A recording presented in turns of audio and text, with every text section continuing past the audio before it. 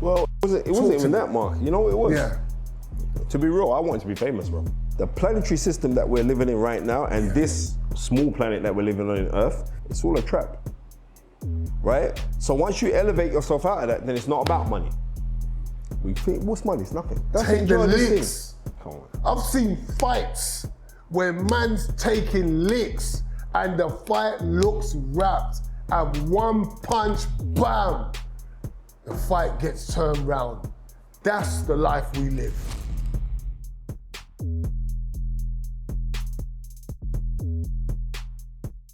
Welcome to another episode of the Dr. Prince Show, and I'm your host, Dr. Prince OBE. Listen, I'm mad excited today. I don't care. I'm excited. I got a really special guest, and just for you, the viewers and the listeners, I brought on a really, really special guest. The reason why I keep going on about every special is because all the years that I've known this guest and seen his journey and his development, it's the one and only, they call him Master Knowledge, but he's my friend, Spencer Fearon, brother. You saying what? Mad love, man. Thanks for taking the invitation to come on. No, that's fine, man. When you sent the message, I straight, when we coming? When next week, I'm here. Yeah, beautiful, You know what I mean? beautiful. I'm here. And what's even lovely is to see your daughter. Yeah. You know, I've known you for so long, but I haven't met you. You know, my big daughter, she's children 15 now. Yeah, You know what it's I mean? lovely to meet her. And Awesome. as soon as she walk into set, then Mark's on it. You know this is about you. You could do anything you want to do. You can reach to the sky. So you know what I mean? You see, I can't help it, innit? When they hear that with the deep baritones, they have to listen. I feel you, King. You know what I mean? Well, I Yeah, love it. I love dropping that seed in any youth that's in my vicinity, bro. I love to just express myself to them because you never know that's your last chance you're gonna see him. Yeah, But 100%. You never know what's going to impact on a youth. Do you know what I'm saying? Because they're so young, and when you drop a good seed in that, and it just starts taking fruit. When I listen to a lot of the guests, they say one person, somebody said something, somebody they met, Yeah, and you just never 100, know who that's 100, going to be. So, you know, it's a blessing. But I'm so excited. I don't even know where to start first, yeah. But I think what's a really sweet spot to start is just boxing, because just now I was saying to you that I feel that I still see that fighter in you, in your life, how you flexed, how you haven't given up, how you stayed focused, how you want more. Like it's a fighter never settles. Do you know what I'm saying? He gets that jab, I want to get a double jab, right hand. Do you know what I'm saying? I want to get that body shot. And he sticks with his plan and his focus. For me, you've had a focus, bro. You've had a plan in your life. And for me, when looking back, it might have just been that I want to succeed.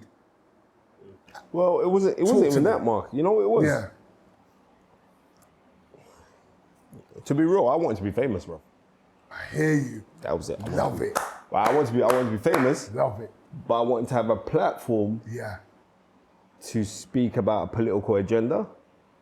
Did that come as you grew as a person? No. Because you know when we start, we don't quite have it all sorted. I didn't have it all sorted when I began. But along the journey, as I grew and I learned and things happened, I began to find out who I really am and the things I sort of set out. Because I was a bit like you. I just wanted money because I was on the roads, so I wanted to make money. But now I'm not on the roads, I still want to make money.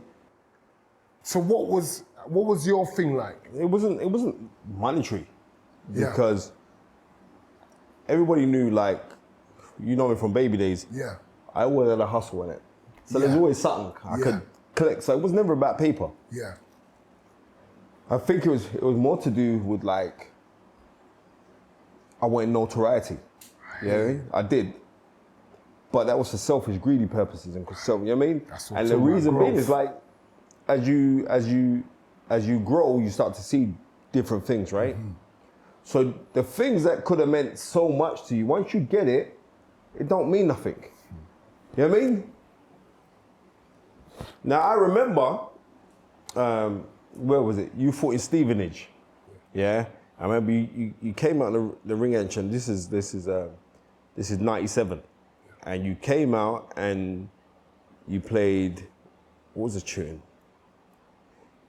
It was Make Me What Stomp you came out to. Oh, wow. Right, so my memory's nuts, right? I've got a really mad memory, right? Wow, you And remember the tune. you came out to Stomp. Yeah. And I think then you was IBF International Champion, and you came out and it was like you had loads of your church people there, and they played Stomp by, what was that, God's Prophecy, yeah? Kurt Franklin, God's Prophecy, and you come out and they held the belt, and you clapped out this American guy in 2 rounds. And then looking back, if you go look at it, you think to yourself, rah, yeah, I'm there, I'm on the verge now, I'm busted, but I'm the guy because you were the top of the bill on Sky Sports. That's a massive thing. Yeah. You know what I mean? Yeah. But when you think about it, I know for a fact, I know you, at the time when you got that, you still was unfulfilled. So, you know what I mean? Like old Jamaican people say, want it, can't get it, you don't want it. So you can run down something so long. So then, like I said, I wanted to be on TV, and I can say that now, my big daughter's here in front of me. But like, I wasn't a good person when it came to females. You know what I mean? I was horrible. I was really horrible. That's so right? beautiful, Spence. Right? Because, so refreshing. Right, because I was a genial. You know what I mean? Yeah. So I could use these little con artist things, like on females. And you got to think like when a female looks at you, you know, you're married now, it's twice over now, right? But you know, like when a female's looking at you, I'm talking to the spiritual aspects. Yeah. She's looking for that balance in it. That balance, because that's why they say, oh, your other half. Well, quite frankly, she's meant to be your better half. You know what I mean? Yes. How it's meant to be. But then when you come into unison, it doesn't matter what percentage you are. Like you could be 25% and she could be 75%, but you come here, you make the whole. We're looking for that whole. Okay. So what you do, you can look at that whole for any other thing. You can look at like it's gonna be boxing. You could be an athlete. You could be a whatever. You could be a singer. You could be. You're truly gonna be unfulfilled until you master self. Until you can start putting discipline in self. That took me ages to find that discipline, and certain times I ain't got that discipline. I'm just keeping it 100. So, love it. Right. So what I realized was like, life is a fight anyway. You know what I mean? And I say like, to me, boxing represents the universe and how we live and the polarities of how we live. This is it, because there is a fight. There is a struggle. Even from when you go speak to any females giving birth, it's a fight. You get what I'm trying to say? Fight your way out. Exactly, but the victory within itself is a victory that you've already won, but we don't realize that we've already won. Yeah. And once we start reprogramming ourselves to know that we've already won, then everything's easy. And that's what I started to learn. When I still started to learn these things, then it was, especially like from a kid, I watched Muhammad Ali and I so wanted to be that man. I wanted to be Ali more than anything. Not because of the fighting, even though I love boxing, everyone else could run around the ring for, we're cool. Not because of that. I wanted to be Ali for what he stood for. You know what I mean? And going against the grain. Going against the grain so profoundly that you're saying like, I remember one time there was an interview when Ali gets stripped of his title. And he gets stripped of his last fight was against Zara Foley, and that was 1977, sorry, tell a lie. 1977, March. And some black lady who was working as a reporter, but she's also worked for the government. She goes to Ali. She goes, why are you not going to the Vietnam War? And she goes like, and she's asking this question. Ali was like looking at her, and he goes like, because I don't want to go. It's not right for me to go, right? You know, famous line, no Viet Cong, never call me the N-word. Yes. Anyway, so she goes to him like, oh, but you know, I work for the government. And he goes, okay, well, I work for God. Done the argument. Done. Right. So I don't care. That is the most greatest government ever. Exactly. Yeah. So the best employer to be an employee of is the Most High. I don't care what you call it by. I don't care what you call it by. Right? That is the best employer. So I said, right, I'm gonna start working for the Most High because the Most High always pays on time. Yep. And if you don't collect your paycheck at the time when you believe that you're going to collect it, don't worry, because it's building interest. So when you get it, this ain't no cryptocurrency, yeah? Nice. That's the best repayment. So that's what I started to learn. And it was like, for me, growing up, when you have people speaking over your life like you ain't gonna be not, right? It's only when you get older you start to realize it. And loads of things, I'll do things like you have to be on a boastful thing and a loud thing. I'm 47 years old now. You know what I mean? For the grace of God, we still look younger, you know what I mean? You know what I mean? Yes. I wanna know what kind of witchcraft you're working, because Mark ain't changed one bit, you know, apart from the little grace. Yeah. Mark, you ain't changed one bit. I feel you, kid. Right? Yeah. So, loads of things you start to realize. I'll say this, you know what I mean? But you understand what it is now, though. Yeah, of course it is. It's the powers, it's the Most High. Beautiful. Of course it is. It is the Connection. It's the connection with the solar system, hence why we have a soul. It's the connection with knowing that, you know what I mean, in scripture when it's saying like the I am is the lost word of God, and whatever you put after it, that is what you have and that's what you become. That's Yeah, I see the king.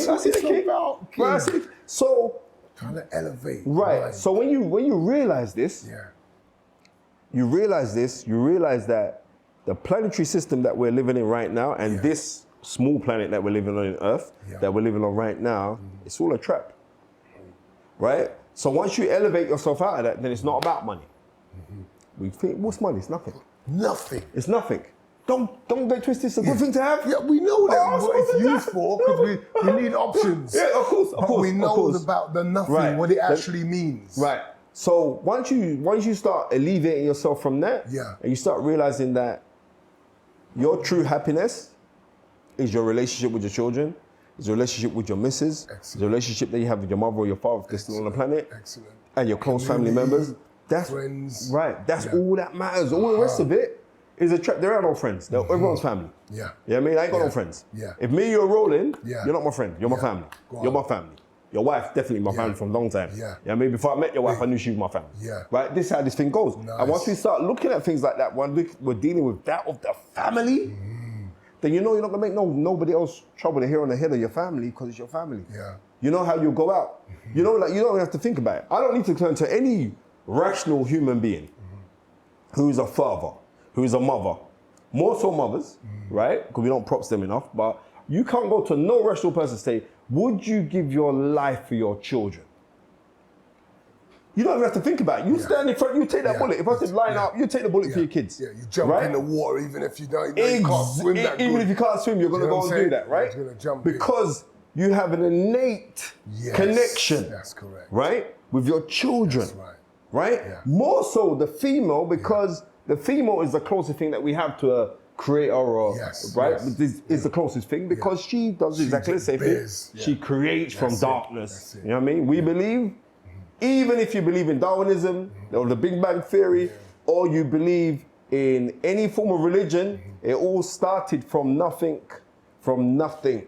A woman creates from the darkness of her womb, from nothing. So as far as I'm concerned, she's the closest connection that we've got to the Most High. So when I look at a female now, I realize to look at her as she's in the essence of how she's created.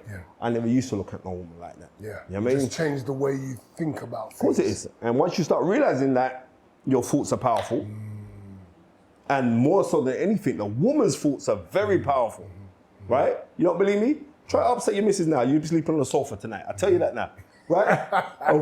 Well, I'm telling you now. Because the woman's powerful. So I start realizing these kind of things. And I start to realize these things. I'm saying like, it's not about fame, money, pats on the back. Those things are nice. Money in the bank, those things are nice unless you got it so you can do good things. So I'm not going to curse money because I'll be crazy to do so. Of course. Right? Yeah, but you don't chase it. You don't chase it. It comes after you. Right. You don't chase it. Because of the value that you've now placed on yourself because of the mindset that you've now generated. You now generate more income, Spence, because of your changed mindset than ever before in your life. Tell me I lie. Listen to me. Was it last year? I got a shout out Oxford Creative Hub. I got paid 30 grand to go to Pakistan to give a set of speeches out there, right? That's what I'm saying, bro. Now check this one out. When I got back home, I said, right, boom, buying out some presents for the kids and all the rest of it. So right, let me go and let me go see my mum. Went down to go see my mum. I showed my mum the check. I said, Mommy, I got to go cash this. And Mum looked at the check. And she said, all these years. She said, what? I said, how long did you go out there for? I said, I went out there for 10 days. So she said, they paid you 30 grand for 10 days. I only had 3 speaking engagements, but that's how much I got paid. That's right. Mom said, all these years, man, I tell you to shut up. You better talk. Right, simple. So, they don't realize the gifts. Come on, man. In your youth. Come on, man. You know, don't stifle it. Let it go. If it's talking, 100%. your youth could be a great speaker. I love it. Thank you for sharing. Brother, you know what? Your journey is just awesome, brother. And just having you come to this point, like, I'm going to be straight with you because you're so straight. You must know that our energies and even our relationships developed since back in the day. Yeah. You must know that. Come on. And that's about our energies. That's about what I picked up from you. Listen. I'm going to be straight with you. That's what I picked up from you. When we first knew each other, when I first knew your husband, you know, we never used to like each other, you know. Never really used to like each other more than sir. I was too cocky for Mark. I had too much mouth for Mark. Remember, I was loud. I was very, very loud. But the reason why I was that loud, I could be real, because it's insecurity. You know what I mean? Big Spence. Right, I can say it now. Talk to it to the man who's out there going through the same thing. Insecure you. So I had to be loud and shout from the rooftops and blah and everything else. And I can admit now, on my hand on my heart, that I was actually a gym fighter. Because I never accomplished what I should accomplish in boxing. I was a gym. You put me in the gym, I could beat up most people. I remember me and Mark sparred one time, yeah?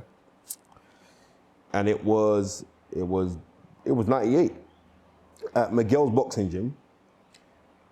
And we sparred twice. I remember and Mark's he was a light heavyweight. So therefore Mark's he's 3 weights above me, maybe 4 weights above me. Yeah, right? 12-7 and you're at. Yeah, right? What was you? I was 11 stone. I was 11 stone fighter. I remember sparring with Mark, and I remember I kind of got the better, but when you look back at it now, it's like I didn't get the better because he was holding back because he didn't want to, because of the weight difference. The weight difference. He didn't want to hit me. So, but I jabbed up Mark, you know. I jabbed up, and I was like, to me, that was a beat up Mark. Because I remember prior to that, I sparred with Sham Juf, and Sham was a guy, and I gave Sham a beating in the gym. Right? Sham could take it now because he's my proper brother. Of course. I gave Sham a beat. But even off of that, Sham was making a comeback and he was coming back at welterweight, which is a weight below me. So I thought, And I remember looking up to Sham and you when you lot first turned pro with Left Right Promotions and Anti-G, right? I remember, and Carly Crew. I remember looking up to you guys because you guys had like the black community on lock. Seriously, the black community was on lock. When you guys were doing thing, I remember I was an amateur then, and I was saying, I want to be like these man here, because they had the thing on lock. When the shows, when Left Right Promotion, got props at Andy G, what he tried to start off. Not what he tried, what he started off. What he started. Amazing. Right? It was amazing what he went out and did. Yeah. For our community. Yes. You know what I mean? Bringing over Mike McCallum to fight on shows and that. Bro. You know what I mean? Former freeweight world champion, incredible. He's a genius. Bro. Yeah, it was. So you guys were like my elders. So when it was like, all right then, I was sparring regular with Morris Core. Yeah. And Morris by then, his interest went in boxing. I was to beat up Morris, right? But I know now that I was actually a gym fighter. So I moved around with Sham, and I kind of stuck it on Sham a little piece. And Mark was like, is that how you're going on, fam? Is that how you're going on? Don't worry, let me move around with you. But Mark didn't know the powers then, because I'm a school star. So, but Mark's saying, but Mark was saying, I can't even stick it on him like that because, you know what I mean? He's 3 weights lower than me. So Mark kind of allowed me. I kind of threw some jabs. And if I fit 4 jabs, I thought, I've got this. Anyway, spar finish. So then John Sims now says, Spencer, that was a very good spar. Come back and spar again with Mark. So we're in the change room. Mark didn't even talk to me. I'm like, right, what you say? Mark was like, yeah, all right, young man, cool. Them ties Mark at the Burgundy BMW. Emridge, don't muck around my knowledge, man. I don't forget things, man. I don't forget. My memory's nuts like that, right? So, boom.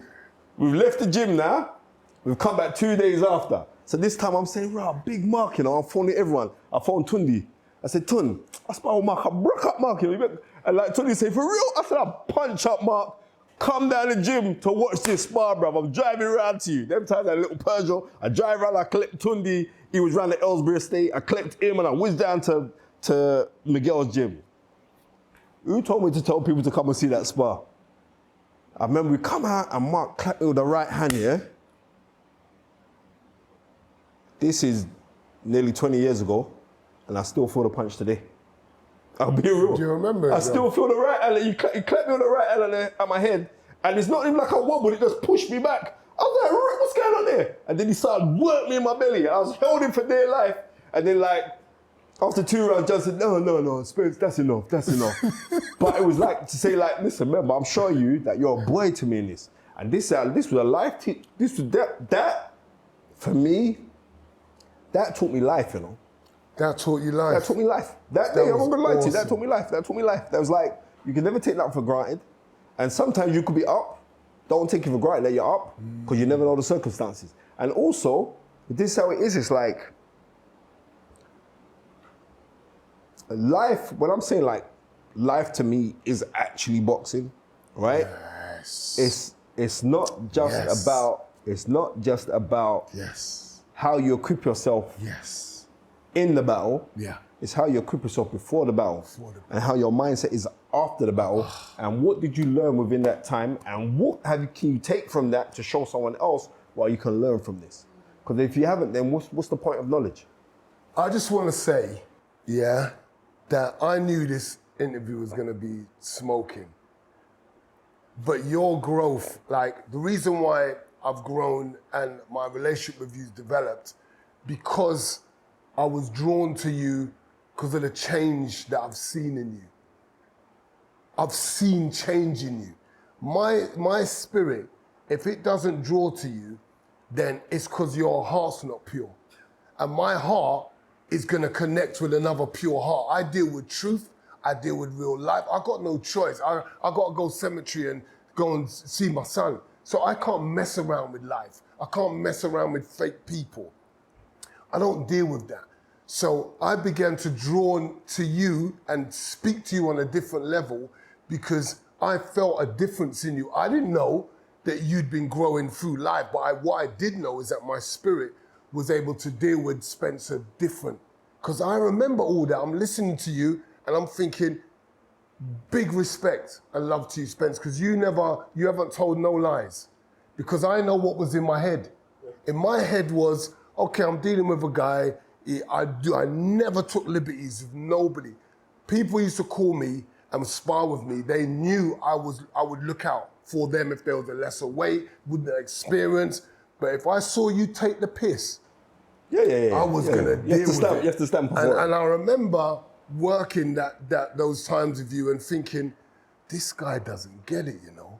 And I thought, I'm gonna have to show him a little something. But what I'm gonna do, I'm not gonna knock him out. I'm gonna put it on him enough where he's gonna wanna quit, but I'm gonna keep him on his feet. There was times when I saw you, Spence, in your mind, you were like, fuck, man. Like, I'm feeling this. And I would just switch to the body. And then when I saw you feeling that, I would switch again or ease off.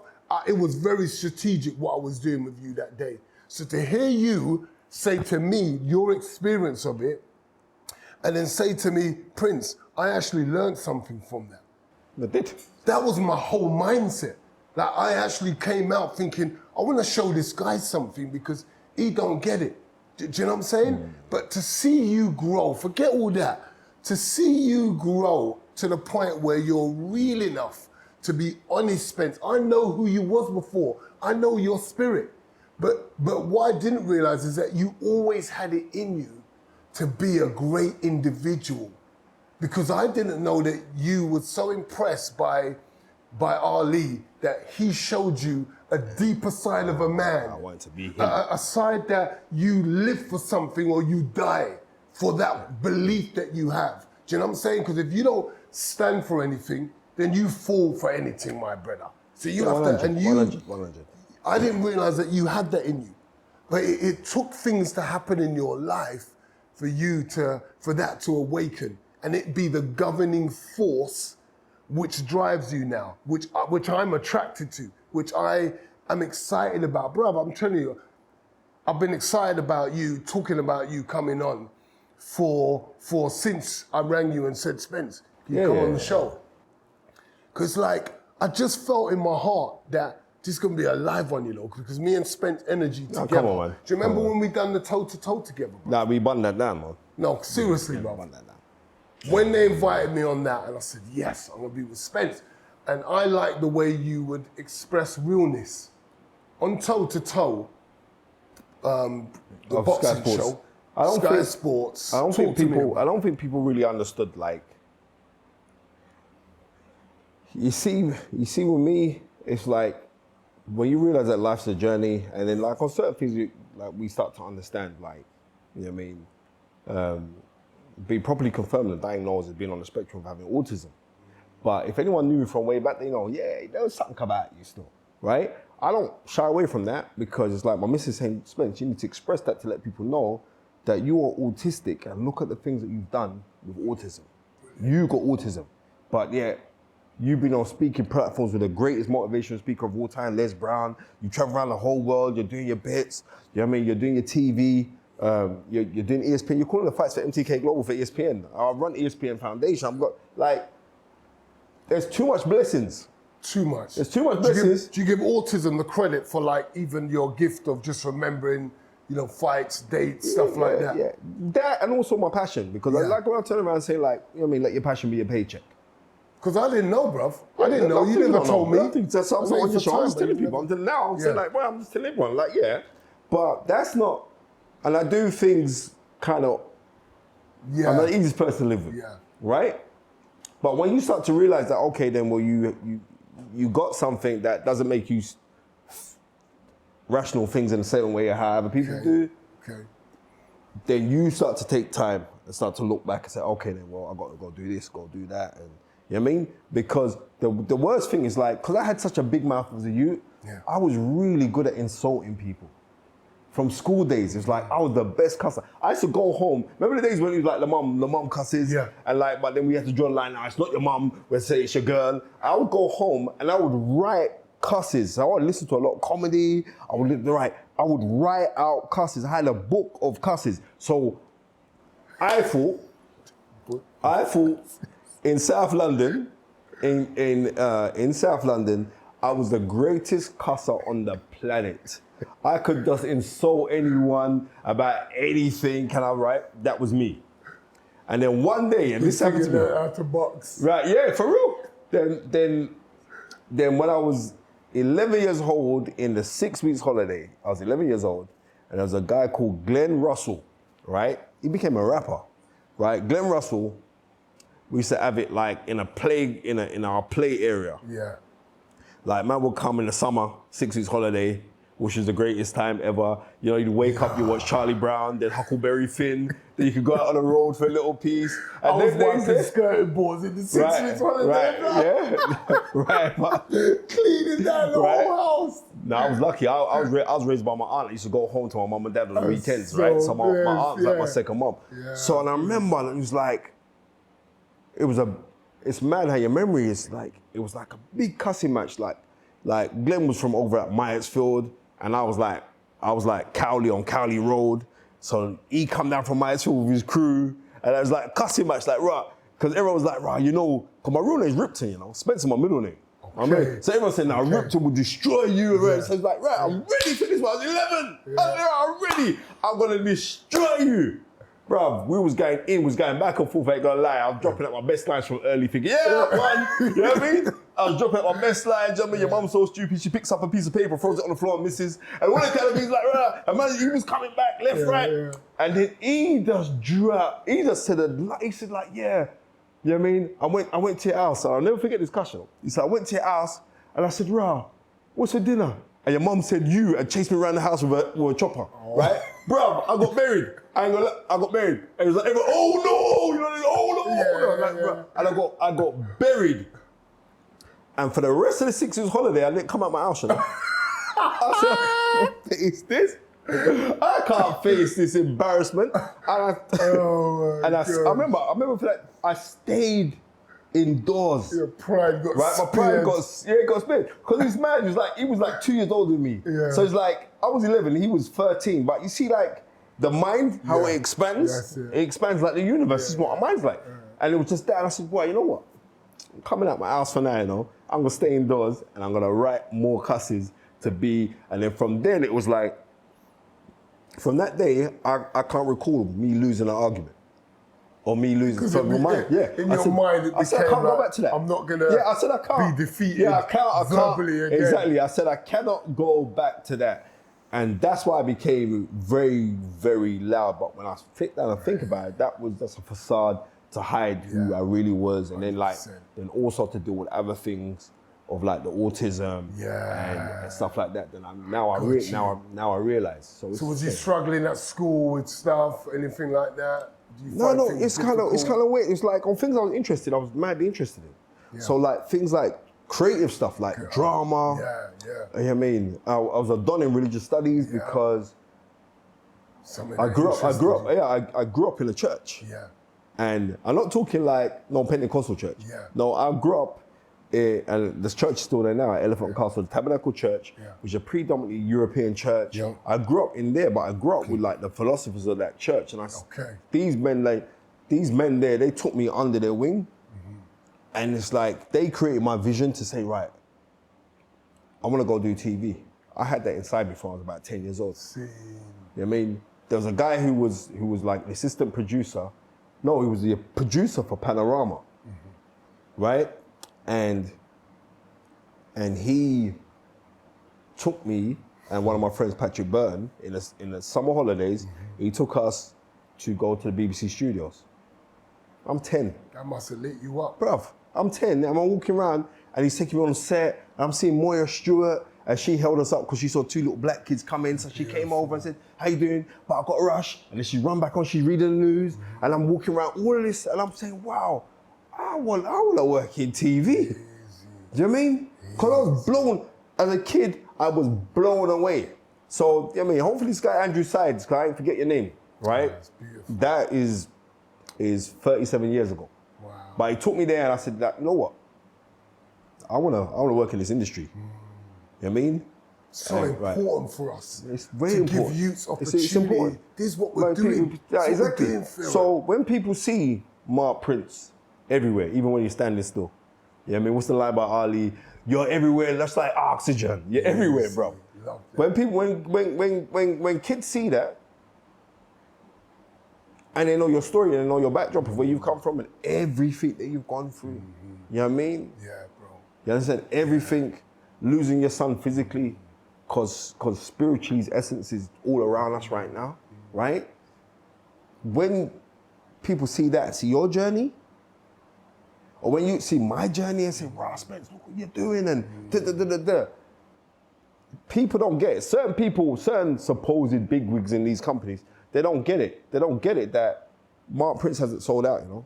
Mark Prince is authentic, same Mark Prince from back in the day, but wiser. You know what I mean? There's a difference between knowledge and wisdom. You know what I mean? Knowledge, you know that a tomato is a fruit, right? Yeah. But wisdom knows you're not gonna put it on your fruit salad, right? So there lies the parallels of the difference. Yeah. So when people see that graph, or they see people that actually look like us doing our bits, and you ain't running around and itching when they don't itch and scratching when they don't scratch. You know, certain people think, well, if I don't show my realness, then it's gonna be all right. If I don't show my realness. So really and truly, you're teaching your children to be punks. How to fit in. Right.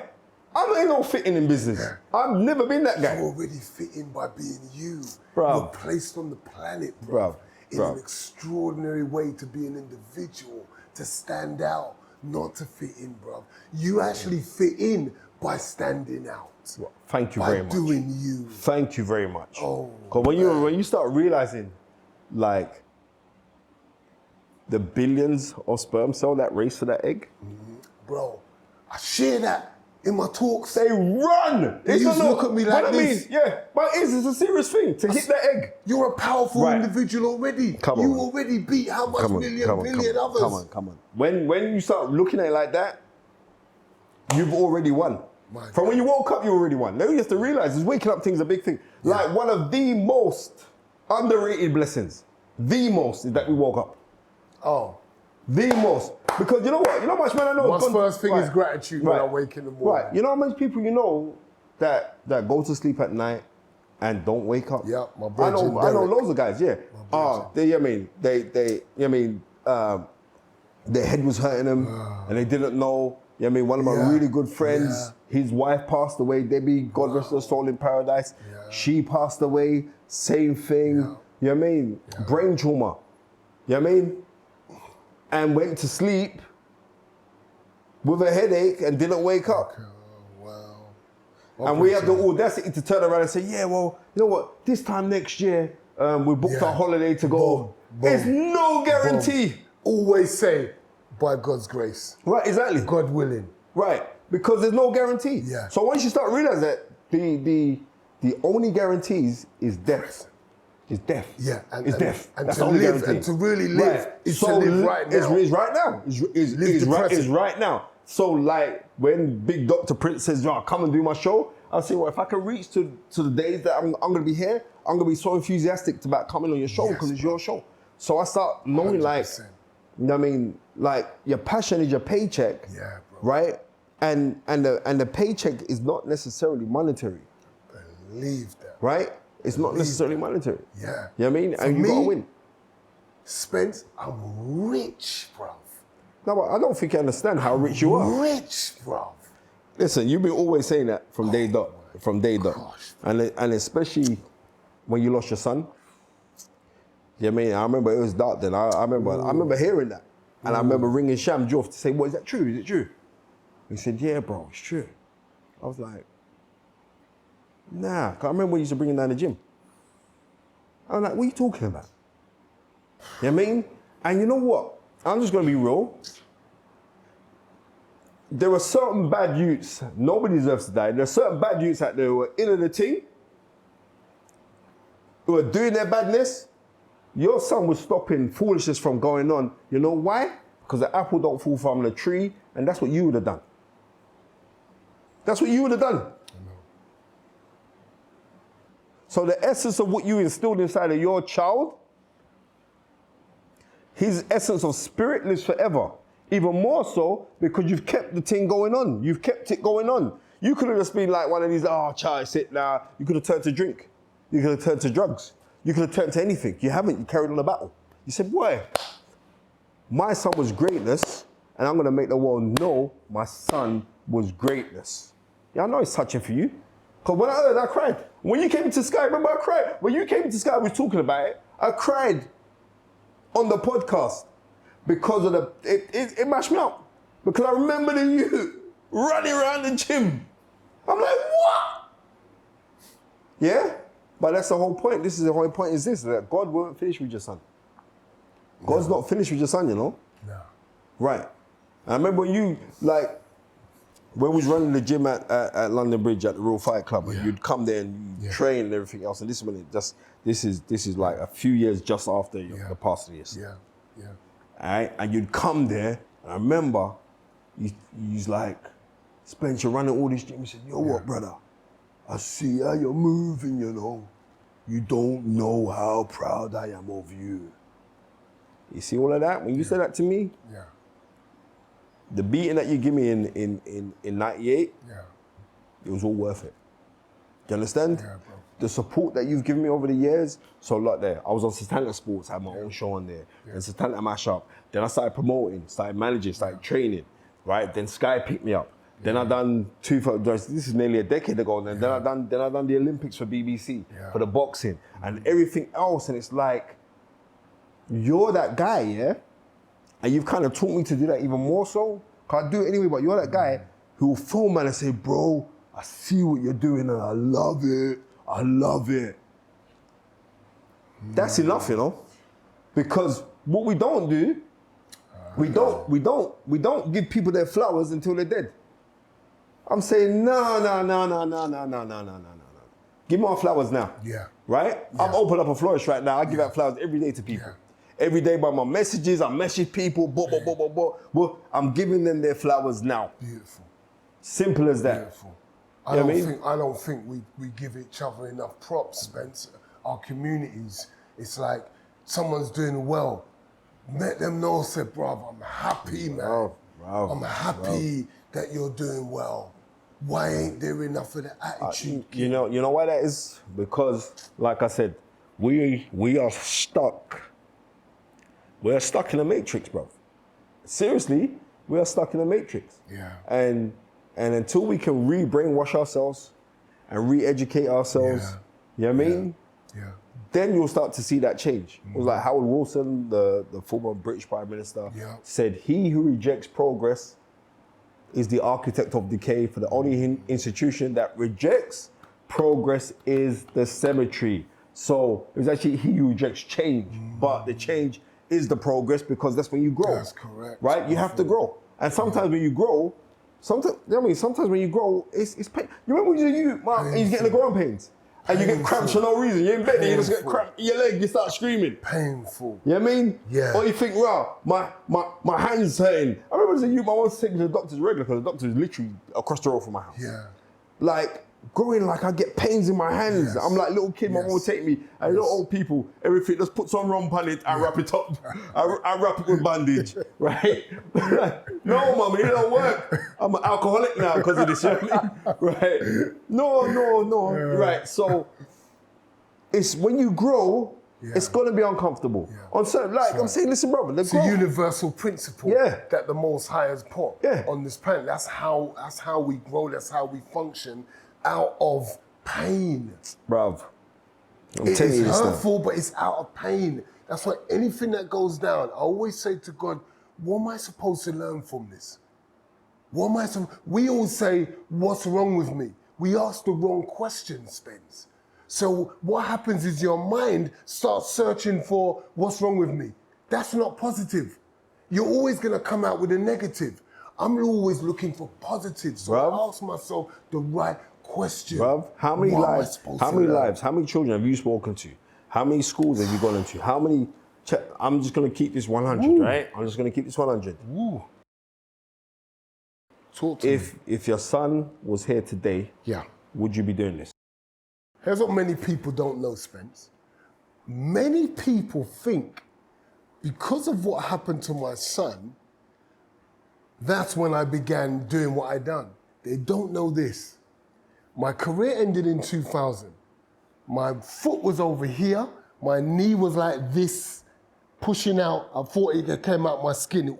I could see my tracksuit. I could see a big thing sticking out. I said, that's my bone from my knee joint. Dislocated. Has it come out the skin? My foot was there, and I'm screaming at my brother, put it back in, screaming.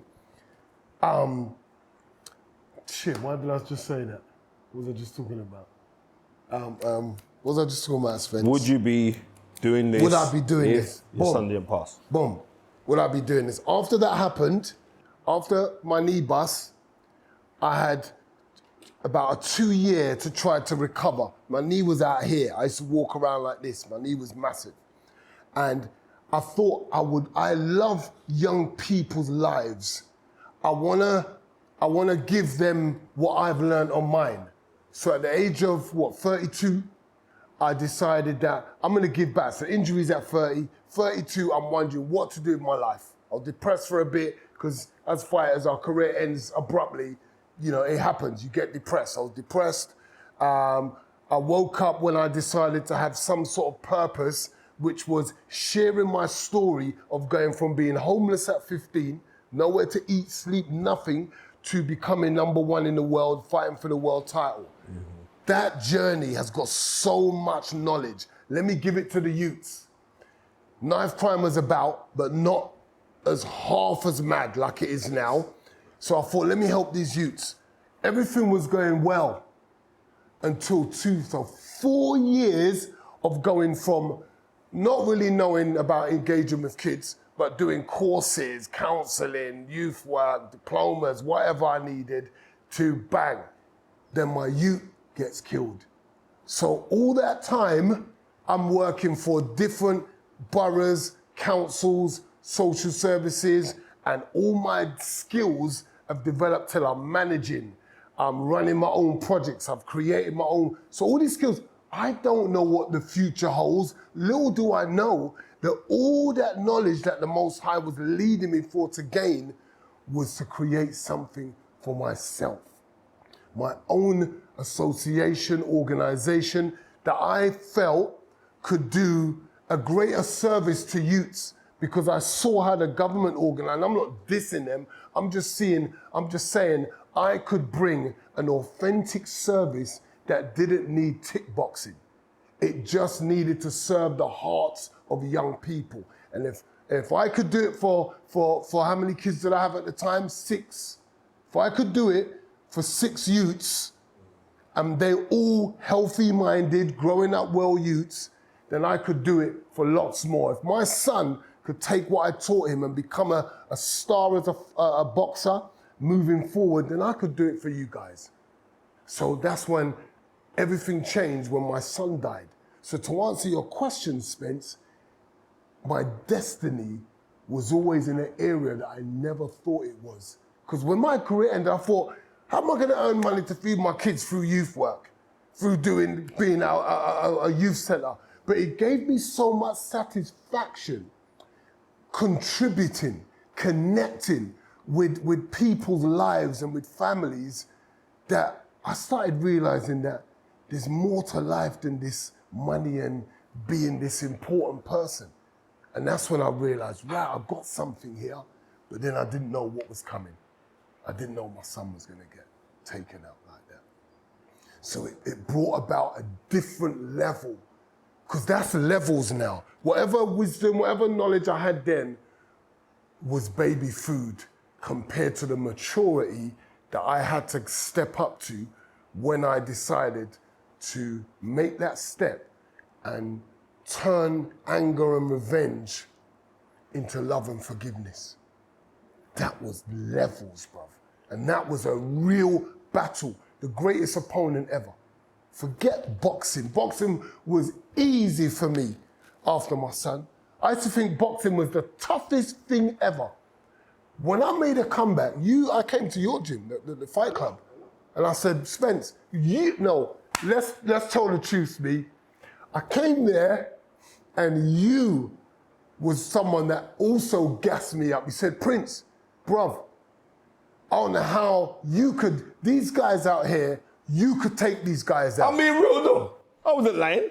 I'm watching these guys and they're doing their bits. I said, brother, you smashed them to bits now. I'm just being real. It's not, listen, one thing I'm a very good person at gassing up people, but it's sincere. That was sincere. Yeah. Because I see the work that you put in. Not only that, but you can always tell when someone, you can tell from someone skipping. I hear if someone's got something, you can see if they got this. Okay. Just how someone skips, if they got their timing. Because you know what? Go skip now. I'm telling you, you can't skip like how you skipped 20 years ago. Yeah. Skipping tells you a lot, like if someone's still got something. It does. Right? So right. And I see you come in the gym and you just doing that rope work. And I said, you know what? Your time is not out. I was saying, you know what? You could have these guys. You know what I mean? What happened with the British Border Control? It's another thing and all the rest of it. But at that time now, you got to think at that time, we kind of jumped a page now. Yeah. I'm now at Sky. I got a weekly show, which at the time was the highest rated boxing podcast in the world. Yeah. I'm always saying, Mark Prince should get his license. And me, you didn't even talk. But I'm saying, Mark Prince should get his license back. So I'm using the platforms. There's loads of people and this is what you do a lot. Yeah. You get a platform, but you bring other people in. Yes. Right? You build a platform, but you talk someone else's name. Mm-hmm. Especially right now with the social media. I could put something on my Insta right now, a little clip, and you know it's gonna get 100,000 views. And people are like, rah, that's the power of social media. No, because people tune in. You know what I mean? They may not even say positive things, they may say negative things. No matter, but you tune in. So that means I'm controlling you. That's what it is. So people have a choice to either turn off or turn on. Majority of people like to turn on because they want to spy. Right, they may not want to prop you, but they'll want to spy. So when I saw you doing what you was doing, I'm saying, nah, man, let the brother fight. Yes, bro. They shut the door on me. Yeah, let him fight. What a great story, Spence. It would have been, but I think what I'm trying to say, I'm just keeping it 100. Yeah. This story here is far more superior than you coming back and fighting.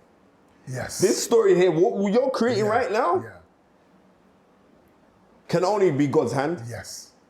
From the time you got OBE, OBE, you know, Order of the British Empire. Yeah. You know my feelings about that. But the OBE. But what it represents is what it is. Yes. And it's about what you're being recognized for. Yeah. Right.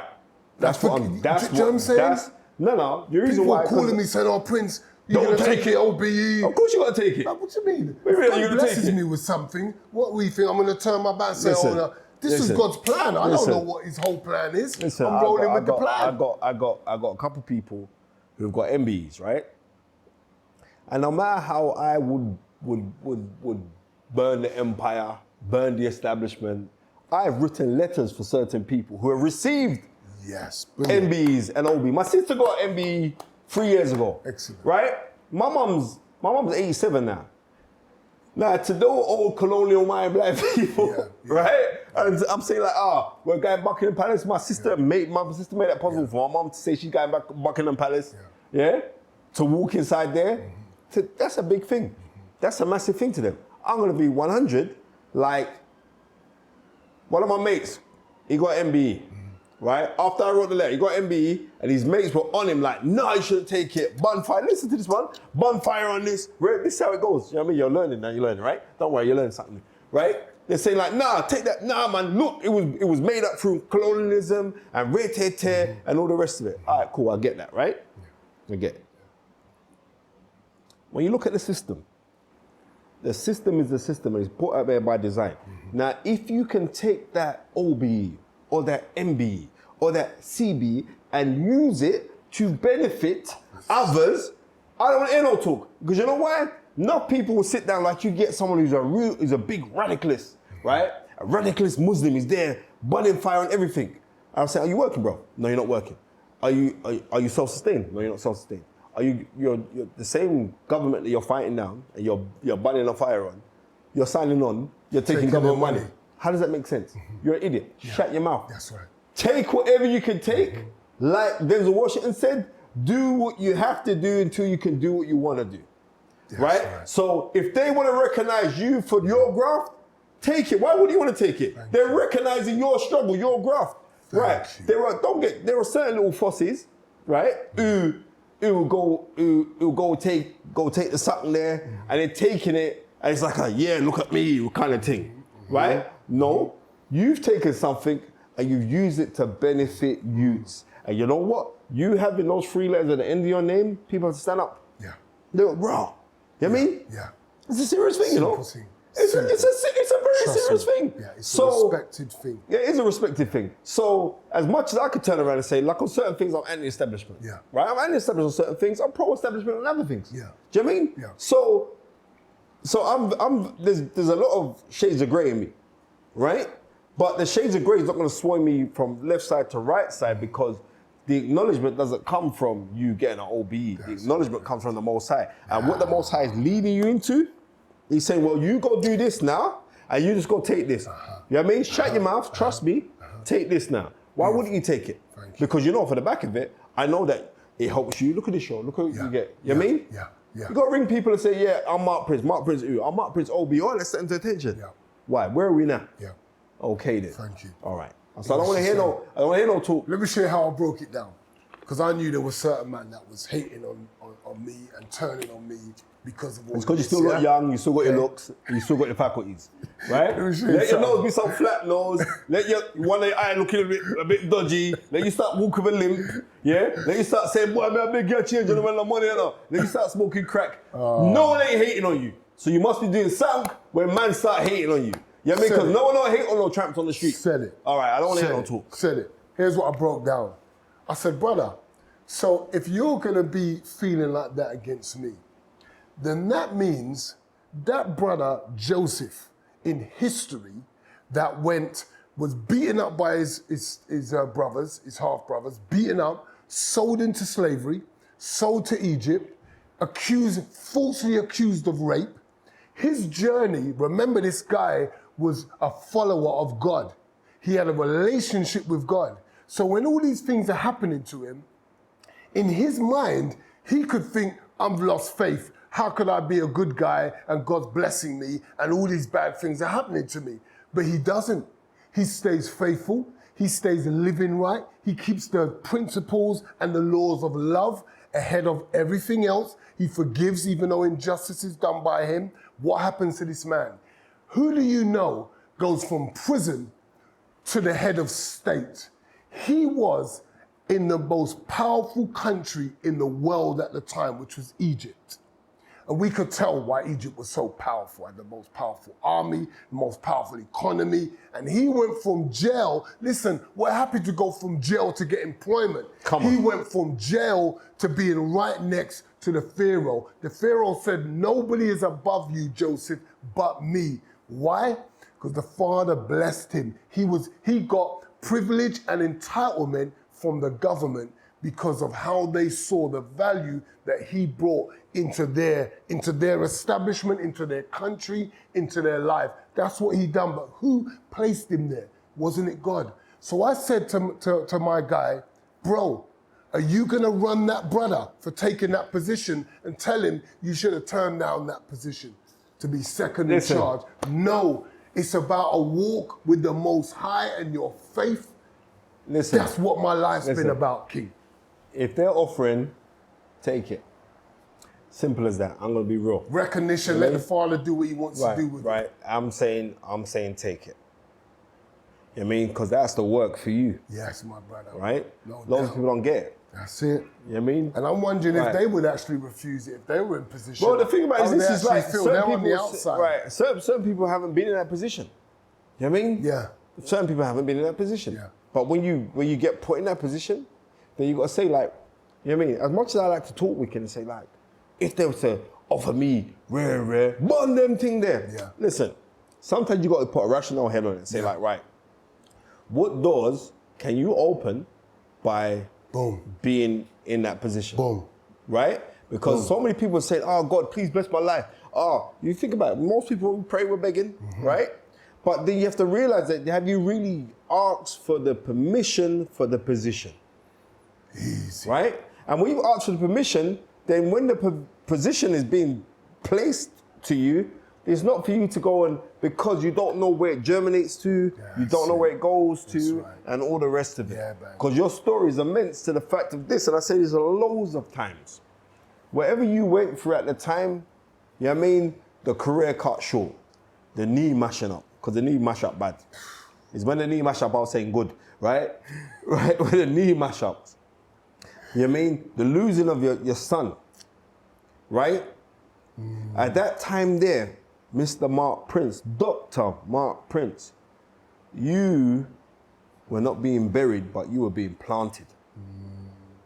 Say that again, bro, because I need people to take it in because they're in their own stuff. Say that again. When you were going through what you were going through, like anybody else, when you're going through a drama, you're not being buried, you're being planted. You go think when something grows. You check this one out now. If I said to you, it's like, you know, you go speak to any of these top gardeners or these guys who are, they say to you to make something grow properly, you got to put horse manure.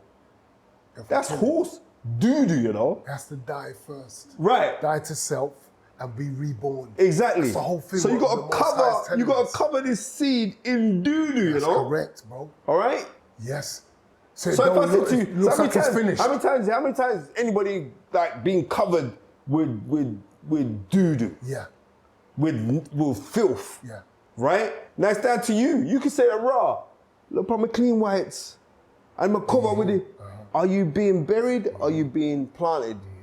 It's your choice. Yeah, and you have to understand, like choice. You're saying, when you're saying like your destiny, right? Your destiny and the happiness isn't reaching that destination, but it's that journey.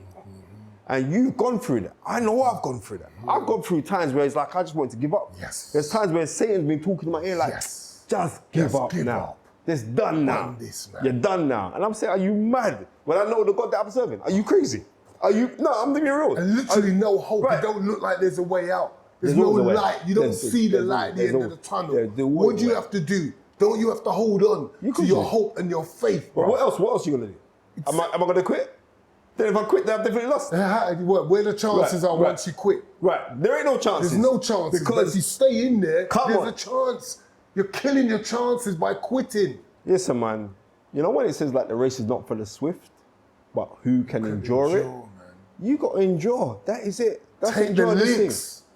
I've seen fights where man's taking licks and the fight looks wrapped, and one punch, bam, the fight gets turned round. That's the life we live. Come on, man. So That's the life we live. That's the life the viewers are dealing with. That's the life people are dealing with in mental health, bruv. They're dealing with that life with grief, sickness, everything, your mind being troubled, outside family members. You have to take it and come back stronger, better, wiser, more loving. I thought everything died in me. I've come back more loving, more forgiving, more honest, more real, because I got buried, King. Exactly. You've done the same, Spence. Yeah. You come back wiser, more loving, more honest, more real, King. It's because I realized that I was being planted. And that was it. I realized that I was being planted. So I'm now training people, stop looking at things that what's happened to you. It's about what's happened for you. Mm-hmm. If we could change that mindset, that paradigm shift, because that's what it is. We have to make a paradigm. You know, like we come up to two roads and they go like this? Here's the paradigm shift. People don't want to go down this road because they feel like if I forgive you, then I'm letting you off of what? No, you haven't. You're letting yourself off. This journey is about you. The journey ain't about what the person's done to you. It's what has happened for you to grow and become great. I've used this situation for my own purpose and for my own greatness. Not even knowing, but just making the right choice for righteousness, Spencer. I just chose righteousness over that strong emotion. Imagine that. This strong emotion that's coming out of me wants to kill. I want to kill. I want revenge. I want someone to pay for this. That seemed righteous to me. That seemed righteous, Spence. And then I realized the righteous one was the soft, still voice that wasn't overbearing, that wasn't keeping me up at night, that wasn't making me drink, that wasn't making me bun. The voice that was calm and peaceful and quiet. So why don't you try this way? Do you know what doors this way can open for you? Just go for it. Die to self, kill this feeling, and go down this road. That's the battle, bruv, that we're in on a daily, whether it's small things or large things, but it's a daily battle that we go through. I congratulate you because I can see that you're winning more of those battles than losing. And that's all it is. We're all gonna lose. We're all gonna lose, bro. Right. But it's winning those battles more and becoming this beautiful person that expels love, that exudes love, that walks around with peace and light around you. You come in a room, you energize the room, you smile. The joy of God is your strength. Not the joy of your phone, the Instagram, the messages, your girl, your brothers, sisters. None of that joy, because that joy is not real and lasting. It's facts, because facts can change. I'm here with you now. In an hour or two, we won't be. Truth is different from facts. Truth is never changing. When you speak the truth, don't matter what happens, you can't violate truth. My vehicle. Come on. My vehicle, brother, it runs on diesel. It's made to run on diesel. Try and violate that and put unleaded in there and say, my truth is this car is going to run on unleaded. My brother, that truth will violate you. You're better have an Oyster card. Let's tell you that now for now. You're better have an Oyster card. Let's do this, bruv. This is so good. Tell us about how you even decided to box. Why did you think, I can fight, I'm gonna be a boxer? My mum. Really? My mum. Wow, that's my daughter rare. can tell you. My mum didn't play. My dad was the most softly placid human being that you could ever meet. Never raise his voice. My dad passed away 16 years now. I never heard my dad say a swear word. Never. My dad was that placid human being, right? Yeah, that's what my dad was. My mum was fire.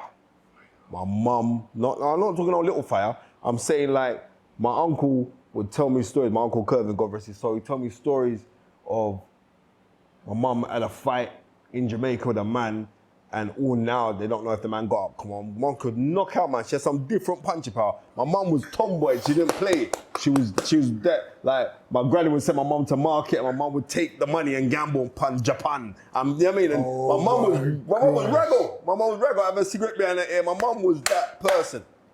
Like, oh no, you know, you get certain girls, you know, tuggy. That was my mum. So how would she express to you that, you know, For I the think boxing, you could fight? because from young, I'm talking like, I got introduced from boxing when I was 5. Is your mum a boxing fan? Yeah, she was. You know what I mean? But more so because of Ali and that, those kind of things. Yeah. Or it goes, or it's like the whole thing, like from when you use World of Sport would come on with Dickie Davis, and you see the fights, and like from young, so I'd catch to see Ali, and I got Ali tail end, but I wasn't into, like, I'd go play school and that, and I'd be placid. I was a kid, I was always like timid. No, I weren't loud or anything. My mom said, no, you got to cut this out. It's like, one boy was trying to bully me up at nursery and that, and I would like, no, my mom was like, my mom come to the nursery and said, no, Pim, try that thing with your Tom Pim. And I'm like, Mommy, this is not, because like, I'm at Sunday school, I said, this is not the way of God. Well, no, it's the way of God, you're Tom Pim. And he won't do it again to no one else. That's what we all got. Right, Yeah, so we all got it, man. my mum bought me a pair of boxing gloves. And it was an Incredible Hulk punch bag, which you put water in the bottom of it and blow it up. Really special. And then from then, I was just hooked because I realized that I was faster than everybody else. I was very, very quick. And then from then, I said, I really enjoy this, you know? And it just kept on going on and going on and going on. But then more than anything, I was embroiled with the history of the sport because I'd get loads of magazines from young. I'll have them piled up. My cousin would have magazines or boxing magazines. I'll just nick them, and then there'd be books that they had. And then there's a great reader, but because they had pictures of him, I just knew that Sugar Ray Leonard punch up Tommy Hearns, and that was it. And then from then it just grew and grew and grew and grew and grew. And then, like I said, that's how my love from boxing. That's how I got started into boxing. But then the madness. This is the hypocritical thing of it. I got an older sister. My sister's 18 years older than me. She's very intelligent, very university educated, no, that's barbaric. No, we can't do that, right? And then she talked to my parents like, oh, you can't do boxing. And my mum would listen to anything my sister tells her, right? Because my sister is very educated. She's like, no, you can't do boxing. And my dad's like, yeah, it's true, we can't do it because they will mash up in brains like clear. That's all it was. You know what I mean? They see when it was so clear, Ali, he made mash up now. And I'm like, no, but this is what we're going to do. So I would lie and say I'm going martial arts. I see. As a youth, I'm going martial arts. And I'll be going to Brixton Recreation Centre and I'll get taught boxing inside Brixton Recreation Centre. And then it went on, and then I ended up at Brixton District Club. And then I ended up at the Lynn, and I kept this up for years, you know. I was a wicked liar, you know. I would lie for years. My mum and dad didn't know until... you were going there. They didn't know. Until I won the London Federation of Boys Club Championships at the Grosvenor Hotel, and that was 92. I won that, and I was... How many fights had you had up to that time? Do you remember? Yeah, then it wasn't even a lot. It was about 13, 14 fights, right? But then I won. Because you said 92, so I'm thinking, right? Spencer was I started my first boxing amateur match in 92. Well, you're right. You was a thumper man, because everyone knew about you. Everybody knew about you because you was knocking out everybody. And who was that you knocked out? Who was it that you knocked out? Was it Gary Delaney? Chris Oko? I remember you knocked out Chris Oko because he's from my club. I remember you knocked out Chris Oko. Yes. I remember what you knocked about. It was a Chris Oko. You knocked out Chris. Well, you knocked out, that's the name, because you're from the Repton. Right? Monty Wright was from the Repton, eh? Yes. Right, well, you knocked out Monty Wright. That's when your name was buzzing. They were like, rah, Mark Prince. Yes. But that's when I won my first championship that year. Yeah. And they put in the papers, and they put a picture of me in the South London Press. Okay. And then one of my mom's friends ring, and she said, Daphne, I'm so proud of your son. And my mom was like, what? I'm so proud of him. He's that boxing champion. And my mom's like, what time will you say? In boxing. And then my mom put down the phone. All right, 1 second, I'm not gonna deal with him. Mom put down the phone. I'm 17 now. My mom's run up into my room now. And she said, oh, so you say y'all got martial arts, y'all got karate. Remember Jamaicans, karate. Y'all got karate. I'm like, oh, so what is this all about? You win taekwondo? And then my mom just gave me a hug, and then from then it was all right. They always backed me. They never came to see me fight. And my dad was like, yeah, that was his thing, but they never come to see me fight. But my house was like the central house for everyone to go to the gym. So all the youths from the area would come to my house first and we all walk to the gym. And then from then it was like, yeah. Yes, now that's how I basically got into the game. That's excellent, man. How many amateur fights do you have in the end? Before In the end, I had 22 amateur fights. I lost 8. Yeah. I won London Feds. I got to NABC finals. Nice. Southeast Dibs twice, which I won. Yeah. Box for London twice as well. London versus the Army. Yeah. Then I turned pro in '97. Nice, man. But at them times there, that's when you man was just busting up everything. You and Sham, you was killing it. You know what I mean? What made you go pro when you decided? You see other guys doing it. You see guys who were like, you're like Danny Williams, who was in the gym with, like Wayne Alexander. Them, you seen them, man. They turn over pro. You just think it's got to be a natural progression. Yeah. And remember, and this is not me boasting, but for you from the ends, I was a ridiculous ticket seller. I could sell tickets. I remember my first pro fight was on Herbie Hyde versus Tony Tucker for the WBO Heavyweight Championship of the World. Yep. Was that the 26th of June, 1997. That was my first pro fight. I remember boxing on the undercard. That was a floater. Mm-hmm. So then Ernie Draper, the whip coming. Oh, explain you're next.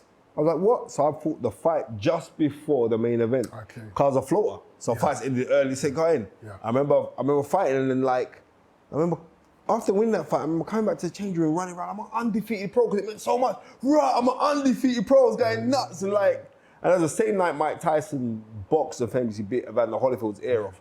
So we had a coach load of people go up to, what was the fight? This is Stevenage. Yeah. To go up to Stevenage, and then I had a coach load of people. We went back, courtesy of the Bowers from the Peacock, and we all went back and we had, and Cass Pennant, you know the guy who's in the, Cass Pennant, he wrote a couple books, ex-football thug. Cass Pennant. So Cass Pennant, they organised for a pub which was adjacent to where the Peacock was, for them to show the fight there, and everyone went back there and watched the fight. So that was like massive memory for me, because like everyone came out, I sold like 3 coach loads. Yeah. You know what I mean? So I was like, as a youth, because I was always networking,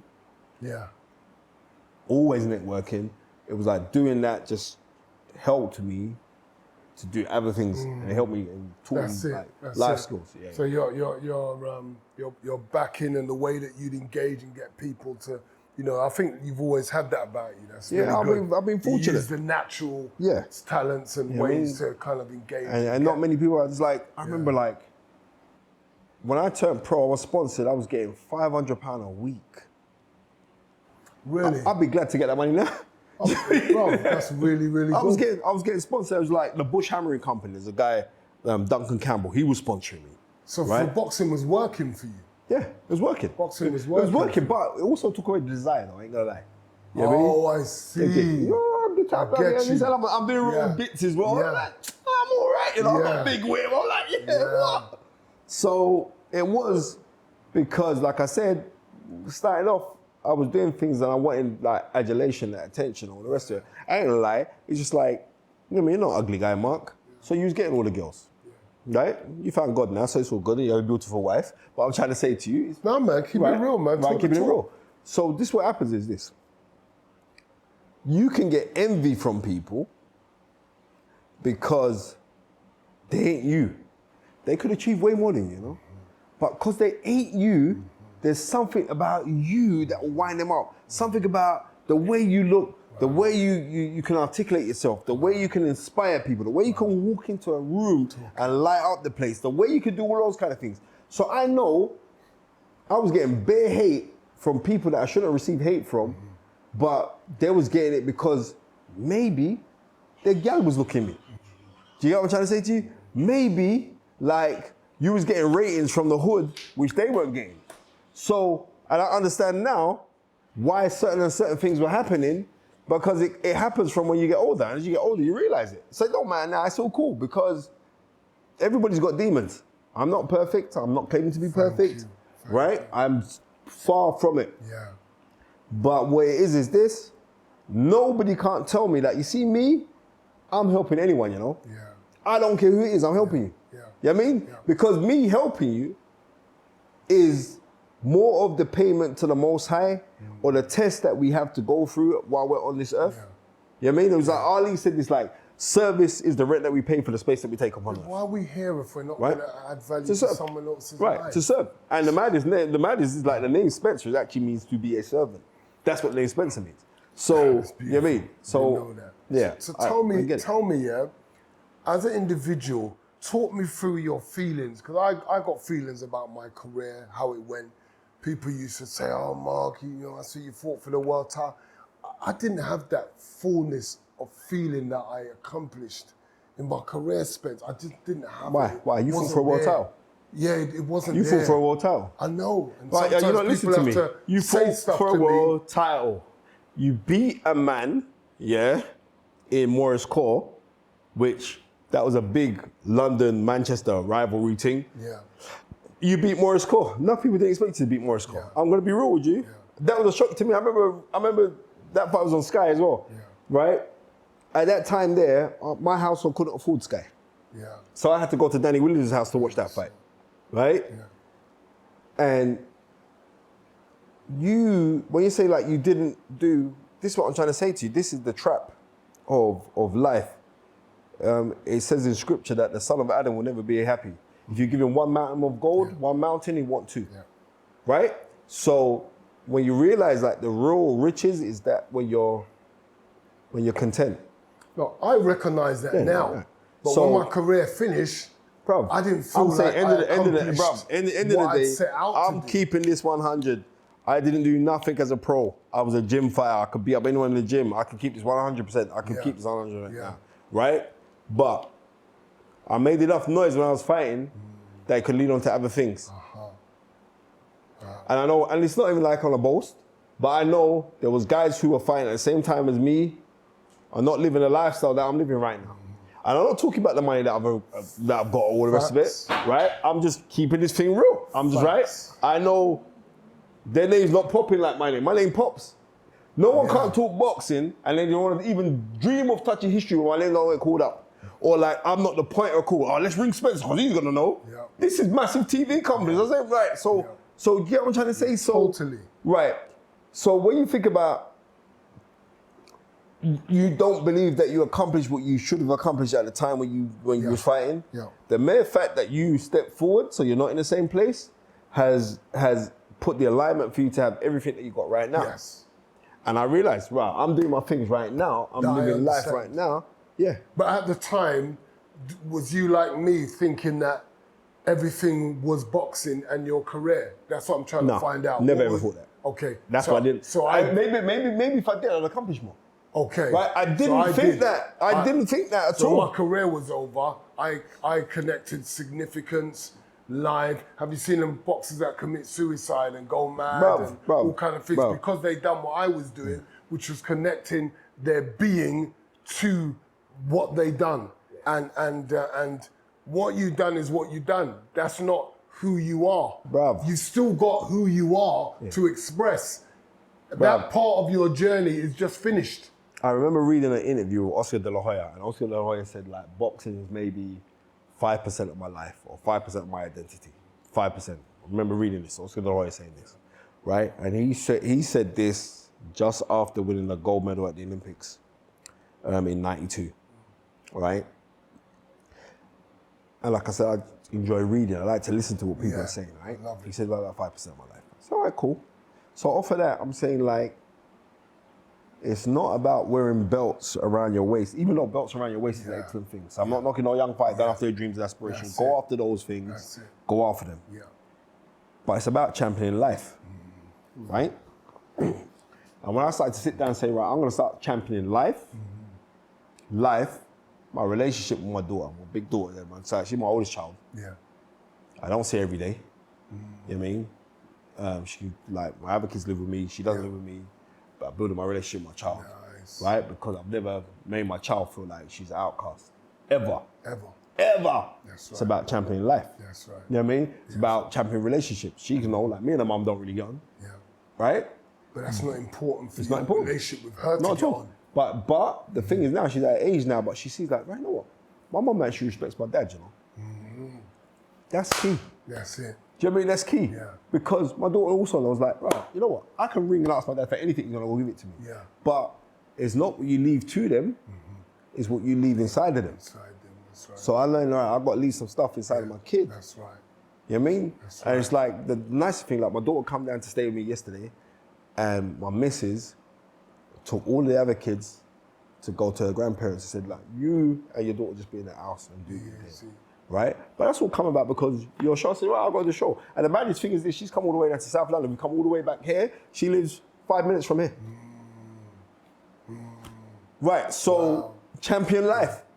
You know what I mean? Champion life. Yes, So when I'm saying like people live their fears and desperations instead of their dreams and aspirations, Easy. loads of people do that. I've been guilty of doing that for ages. Ages. And you put pressure on yourself. Yes. Like, or you like to say to yourself like, oh, I'm not where I want to be. Yes. Shut your mouth, bitch. You're alive. That's it. So you can still start okay getting then. it. Right, you know what I mean? Yeah, make it happen. Okay then. So, you know what I mean? You know, I think the difference between one individual to another really boils down to what do you want and what are you going to do to start the journey. Yeah. But you know what? I'll tell you the real problem is, a lot of people don't know what they want. Boom. They don't. So how can you start the journey? Right. But You what I have to say be to folks, specific. what I say to folks, Mark, is it's quite cool that you don't exactly know what you want. What don't you want?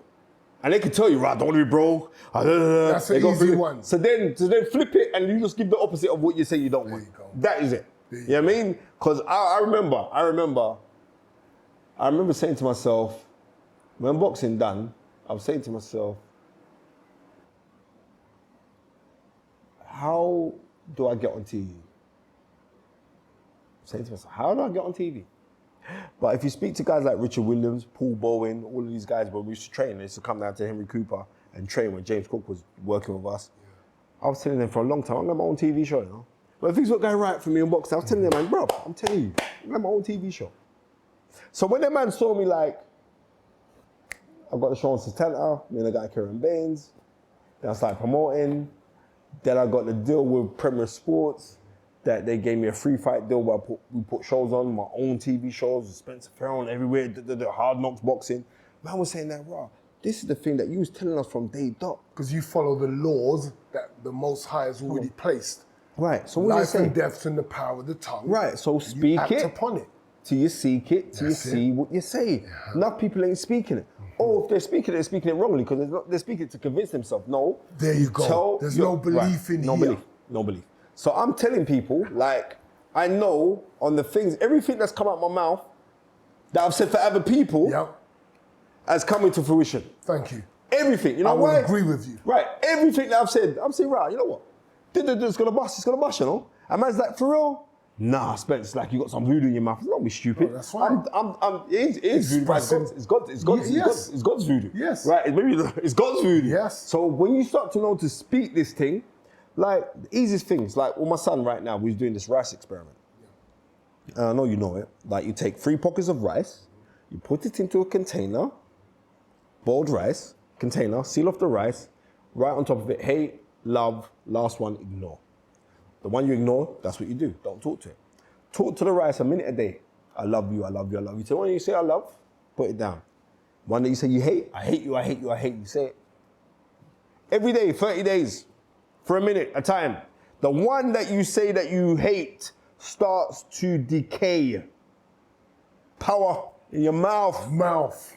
The one that you say you love stays the same. The one that you know still starts to decay because it's not getting nothing, right? Because it has no destination. So when scripture says that life and death in the tongue, right? Know that when the Most High created the heavens and the earth, what did he say? He said, be, let it be in existence, and it came. So what was it? It's through word. So what, first, the word comes from the thought. So the molecular structure of your thinking patterns. And scripture says, as a man thinketh, so he is. Right? So I know that I'm greatness. Right? I know that I'm only going to be surrounded by greatness. I don't know the ugly people. I don't know beautiful people. Right? Straight. Otherwise, I stay in my house. I'm good. Live by that law. It's so powerful, that law. Right, I live by my law. Because if you look at people who speak negatively about themselves, look at the quality of their life. Right, good luck to them. Look at the quality of their relationships. That is evidence. That's why I always say, I was talking to my friend the other day, and I said to him, he said, I don't believe in all that God stuff. So I said, but you believe in my stuff. And my stuff is God's stuff. Because I told you before it happened. So how you can't believe a man that told you before it happened? You're rating me, saying, yes, what you've done, with so much respect, the impact that you've had in my life, but then at the same time you say, I don't believe in the God stuff. But you're seeing the God stuff, and the God stuff's affected you. So whether you think you believe it or not and profess it with your mouth, you have seen and have already confessed it, because you told me, bruv, you believe in everything that you've seen in my life, and I've told you it's come because I follow the God stuff the way you put it. Okay. So it was so real to him, he went silent. He went quiet because it was food for thought. You have to understand, bruv, it's the evidence of things, bro.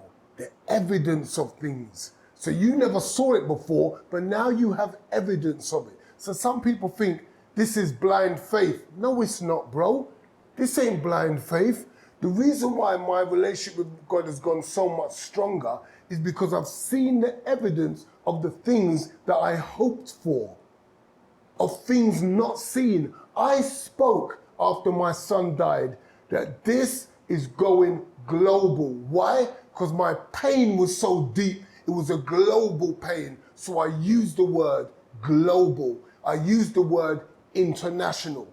I used the word world. And what happened on the 18th of May, 2021? 2021, bruv.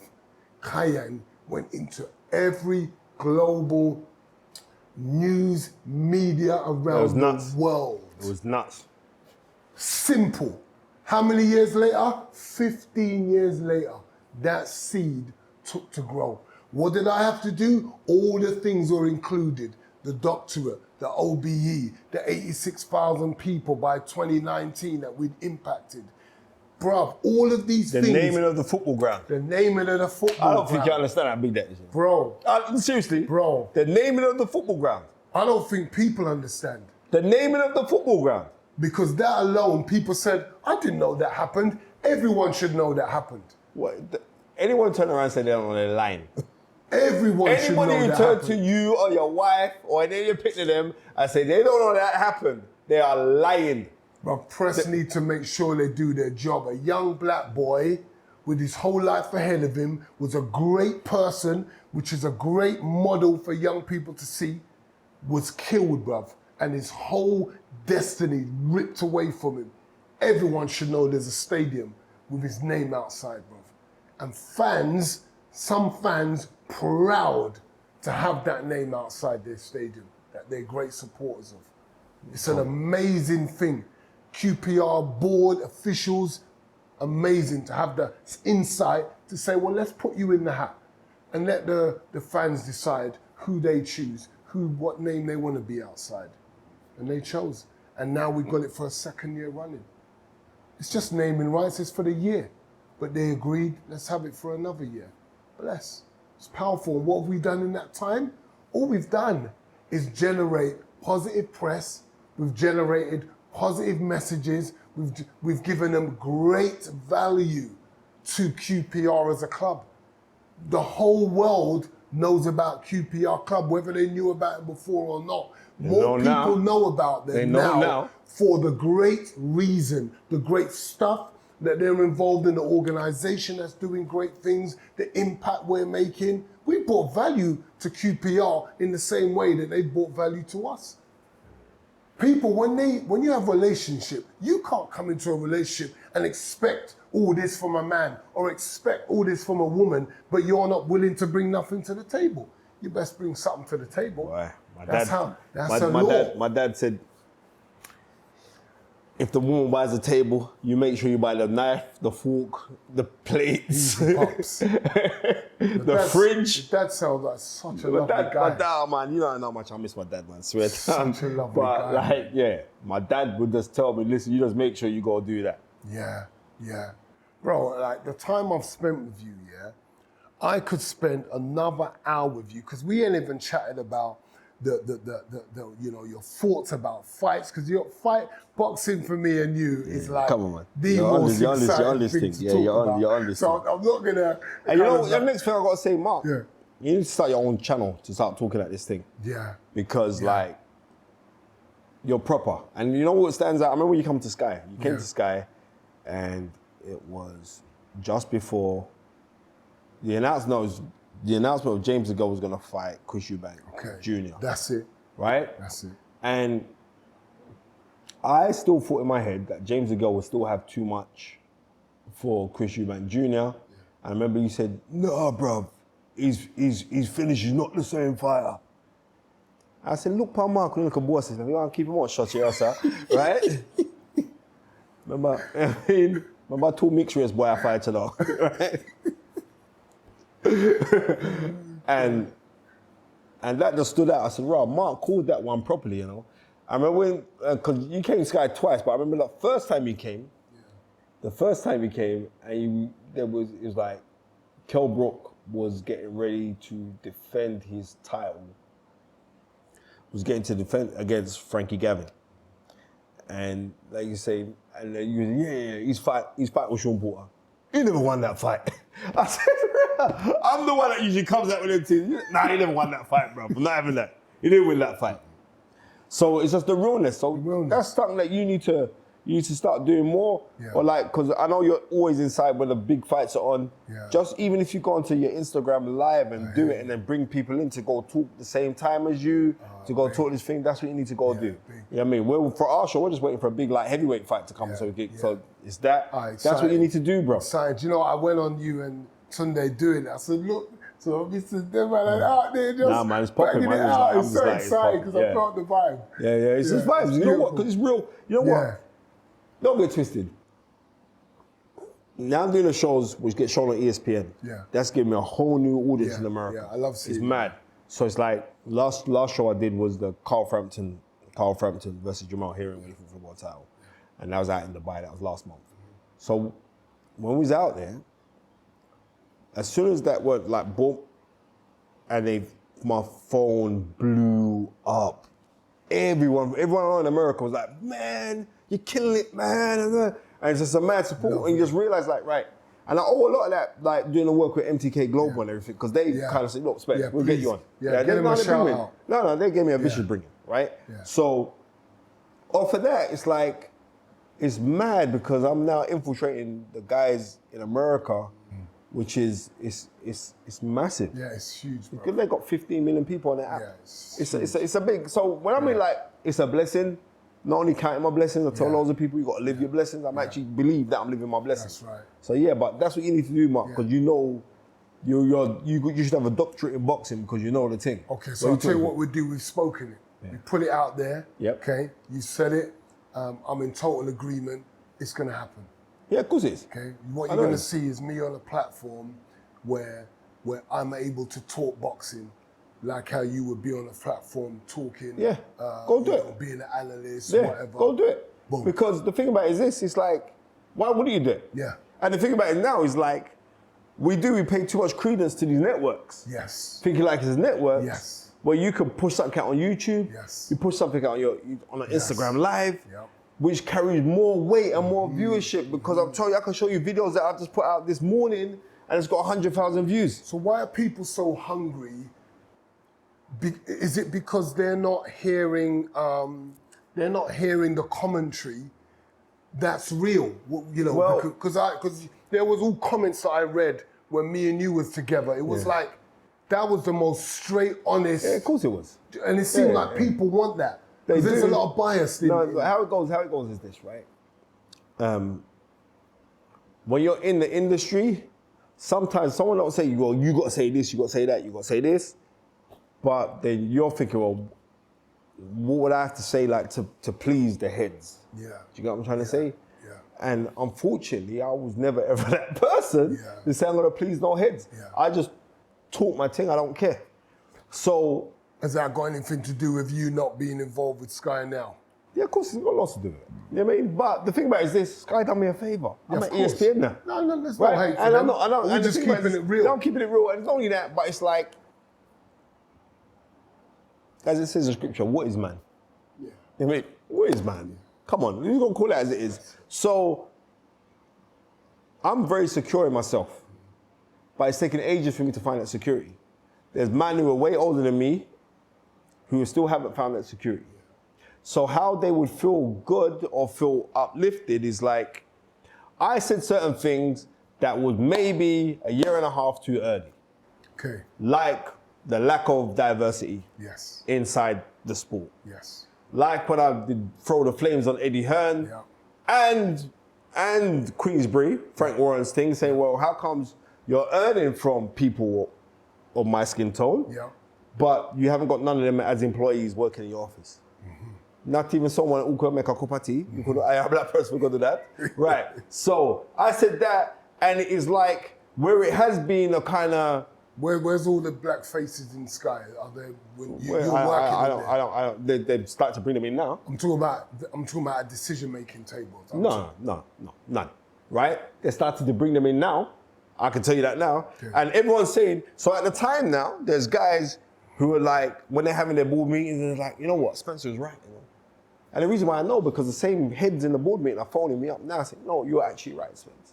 So therefore, I know my supposed sacrifice, which wasn't a sacrifice, it's just part of the journey. Yeah. The supposed sacrifice of me saying the things that I said. Not only that, I told you, it's only last year I got diagnosed with autism. But like I said, if anybody knew me, they really know that, like, right? So certain things you can't put me in a certain situation. I'm not talking about thing. So it is what it is. Yeah. But what I'm trying to say, George Floyd was horrifically murdered, and the whole world saw that. And the narrative, which I'm agreeance of the narrative of Black Lives Matter, the organization, I'm not in agreement of. But that's another story for another day. Right? But the narrative, 100%, I'm with you. 100% with you. It reverberated around the whole world. So guys inside these corporate things had to start looking at themselves to say, well, boy, you know what? Maybe me just being compliant with how things are means that I'm perpetuating this of European privilege. You can't call it white privilege. It's European privilege. Not understand. So when you understand the basis of racism, so I will speak out on those kind of things, which will get taken up in newspapers and think, well, Spencer Fearon said that. And he said, blah, blah, blah. And it would, and they'll feel a little bit, ooh, because it's not a subject that they want to tackle. That's right. But now it's in your face, you have to tackle it. You have to tackle it. Right. So me not being there now, me not being there, and they're thinking, rah, but you know what, Spencer did say it. And all it does is this. I remember 5 years ago, there was a Black Lives Matter march in London, right? And it was going from Hyde Park all the way right round, and they ended up in Parliament at the end of the march. And I remember going on this march, and this time I'm heavy in Sky, just got my contract, I'm happy, I'm getting more money a week time, it's all blessed. Nice. And I've gone there on the march, and I'm seeing a couple guys see me. I remember, who did I see on the march? I saw Quincy the comedian, Kojo, who else I saw? Carla. Meaning was talking. That's the first time I met Carla. Carla was like, bro, the knowledge. Bro, bear my bridges. They're on your thing, you know. They love you. Nice. Meaning was reason. We walked down. And I saw other guys that say, Rob, Spencer, you're at Sky. You gotta be careful, you know. Everyone's careful of what? Are you mad? Careful to right. You get what I'm trying to say to you? Right. So many people. So, hold up a second. So there's a couple of people, I don't know who they are, there's a couple of people working in the industry with me. And I'm saying, right, this is March. It'd be great if you came down as well, because man saw me and you marching down there together. Yeah. That's a big look. Yeah. They didn't do nothing. But I got phone calls from them same people saying, oh, Spence, you know what? I saw that you put it out on your Instagram. Like, I've got to rate you, you know? I'll give you bare ratings. So people are sitting there thinking that I'm some big racist, like I hate white folks or anything. No, I'm standing up against injustice. That's all I've been Period. saying. Period. It's just injustice. Right. Injustice. So, but now it's brought to the forefront that, we can speak about this kind of thing. We're getting certain people who are in the position who could have said something for a long time, but they thought they would affect the paycheck and they would upset the paymaster, but the paymaster has become your slave master if you can't do what you want to do. I'm a free person. I told you, I studied so much of Ali, it's ridiculous. You're not a book that was written on Ali that I ain't read. Right? I've studied. Read the doctrines by Martin Luther King, and you'll understand. Go read their plights. Go read their plights. When you read those tracts, you think, boy, you know what? I can't be a punk. And it's like on certain things, it's like, I'm so afraid to be seen like I'm cooning it to coin it. I'm afraid of it, you know, Mark. I'm scared. I'm gonna be real. I'm scared of thinking, right, well, you know what I mean? It's like my phone, I got an app called Coon Alert. Like if I'm cooning too much, it'll start beeping. And say, no. Right. So I'm just keeping it 100. I'm not doing it. Understand. Right, and I don't care who gets offended by it, because the real ones, like my real friends who happen not to be the same skin tone as me, right? My real friends totally get it. My real friends are backing me, supporting me. My real friends making sure that, right, you're made, not the same skin tone as me, will make sure that, boy, Spence, here's a move to go do this, you can't get food from here, you go do this. My real friends, because racism has come from the intellectuals. The intellectuals have designed this, and it's filtered down. Philosophers, right? Of course it is. Teaching it in their teachings. Of course it is. So we're ingrained with it. Through centuries. You know what racism is? Racism is the matrix itself that is everywhere, but you can't touch it. But you can feel it. It's everywhere. So once we start tackling that, then we have to realize there's only one race, and that's the human race. Everyone's your brother and sister. Right. Everyone's your brother and sister. When you start looking like that, you say, right, you're my brother and sister. And when you can look and you know like this, okay then, I'm not asking for sympathy, I'm asking for empathy. Feel the burden and the pain. But because the burden and the pain come at such a, we've got to look back in history and say, well, the things that have benefited me have not necessarily benefited you. So people get scared to go talk about it. But we have to open up things to dialogue. So back to Sky. I said what I said, and then it was like, oh, well, you know what? Well, we're gonna cut down your time so you can come and do the show now once a month. I said, all right then. They're seeing the ratings dip, but they just carried on. You know what I mean? No one, I'm gonna be 100. No one will talk about toe to toe no more.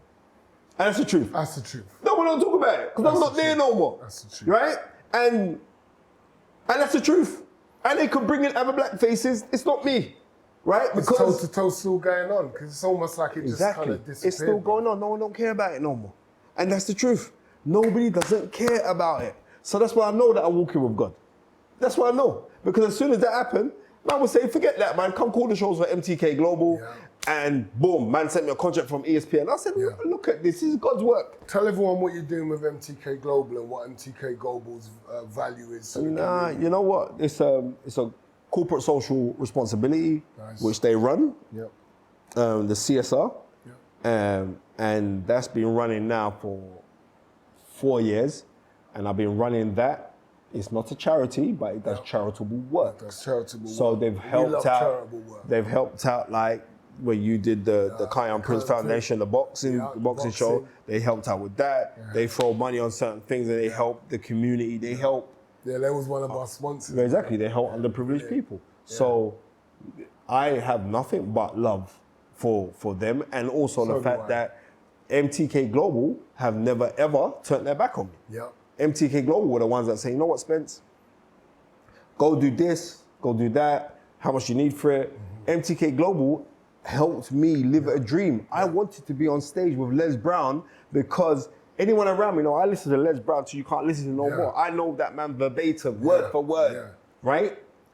And there's a time he was coming to the UK, and MTK Global sponsored that event. That was my first interaction with them. You know what I mean? I was speaking to them and said, I love Les Brown. Well, you know what? He's coming to London. They said, cool, Spence. How much do you need? They chucked it on there. That helped me live my dream to be on stage with the greatest. A big shout out to Althea. Yeah, you know that. Miss Grant, I love that woman because it was Les Brown that introduced me to her. Yeah. We was on a conference call. Yeah. And he said, you need to speak to Miss Grant. Yeah. He said to me, there's no time like the present. Yeah. I'm telling my missus, I'm gonna be on stage with Les Brown. She's saying, shut up, this ain't boxing. You know everyone in boxing, it's not boxing, shut up. My dad's got books with Les Brown. Big Shut love, up. big love to Alfie. Right? And then she put it together and she was struggling for the movement of tickets. Yeah. And what happened? I'm doing this for this lady. I'm running up and down helping her. People say, why are you helping her? You're not getting paid that. I said, no, but she's a nice lady. The lady, let me tell you about this Alfia Grant lady. She phoned me and she said, and she started crying. And she said to me, I don't care if I make not one penny from it, as long as you get a bus from this. She was crying on the phone. She's saying, but please help me because it's not moving, tickets not selling, all the rest of it. I said, you spoke to the wrong person. She said, listen, I've got X amount of tickets, I can give them to you. Do what you do with them, but that will be your payment. This is what the lady said to me. I went out there. The week prior to him coming, he was ill in hospital. So Alfia phones me and says he can't come because he's meant to do Central Hall in Westminster. Les Brown won't be able to come. What we're going to do? We're going to do a screen thing for the people. I said we can't do that. People's paying to see the man live. She said, yeah, well, I'm not sure what's going to happen now because he can't come. I pick up the phone. I phone Les Brown. I said, Les Brown, brother, if you need any motivation, go look in the mirror. You're Les Brown, you know. What are you doing in the hospital? I said, you know what? Anthony Joshua's coming, you know. He said, what? Man, he's like, what? I said, yeah, Anthony Joshua's coming. I said, you can't afford not to come here. You have to be here. You know, the man started pull off the wires in the hospital, I swear for God. The next day he was on a plane flying out. He flew out, come to the UK, then we're here, and while we're here, he was saying, who would have won at Lennox to Anthony Joshua? We're in this hotel suite, we're sitting down, me, Alfia. When I turn up, I go see Les Brown, we make sure we put out my clothes on, put out my suit and time, I go down there and go see him. I reached there now, when I see Les Brown, I said, hey, I got a gift for you, I gave him, because he always wears a tie. I got him a brand new red tie, found out his shirt color, I bought him a shirt size as well, and a perfume. His daughter came with him, I made sure she got a massive bunch of flowers, I made sure Alfred got a massive bunch of flowers, right? Because my dad always said, like, you don't show someone that you've been dragged up, you've been brought up. And one thing where we know, say with Jamaican, we have bratopsy, right? It's a very important thing in how we carry ourselves. Right. I turn up there. So anyway, we're talking, he's saying, like, we're in a room, he's got all these people there, they don't know who I am. But I know who I am, so that's enough. He said, who would have won it at Lennox to Anthony Joshua? I said, boy, good question. I said, 1 second. FaceTime Anthony. Anthony answered the phone. Everybody, what? The heavyweight champion of the world? I said, and who do you think of it? He's like, rah, Les Brown, he's gassed. He's talking to Les Brown. He's talking to Les Brown, you know, significant to him because when he fought Klitschko, when life knocks you down, try and land on your back, because if you can look up, you can get up. There you go. Click, he puts down the phone, I ring Lennox. Lennox is talking to him now as well. Like, Les Brown said, rah, you're the plug in it, you're the connect. I said, yeah, I've got a mad network. With their reasoning, as with their reasoning now, Les Brown saying to me like, yeah, young man, I feel your energy. Alfie's still panicking about the tickets because it ain't sold. Anthony Joshua, I link him because he was just about to fight Joseph Parker in a press conference. I go link him at the press conference and say to him, Les Brown's coming over here, do a video for me. Anthony done a video for me saying, Les Brown's coming, the Holler Spence for tickets, blah, blah, blah, blah, blah, blah. The auditorium was sold out. Alfie to this day is saying, I don't know what kind of hobby I reckon.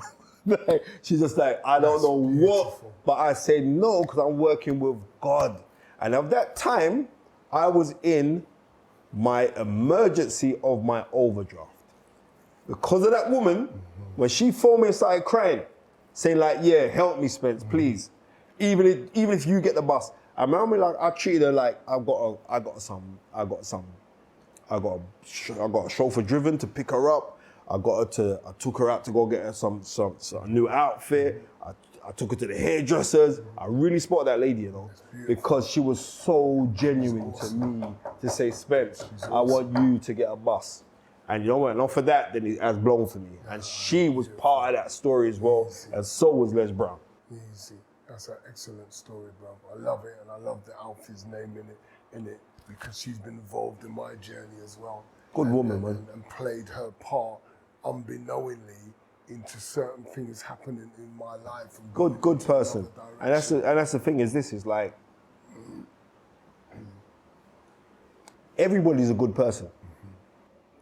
It's just that something has to land on them to bring out their goodness.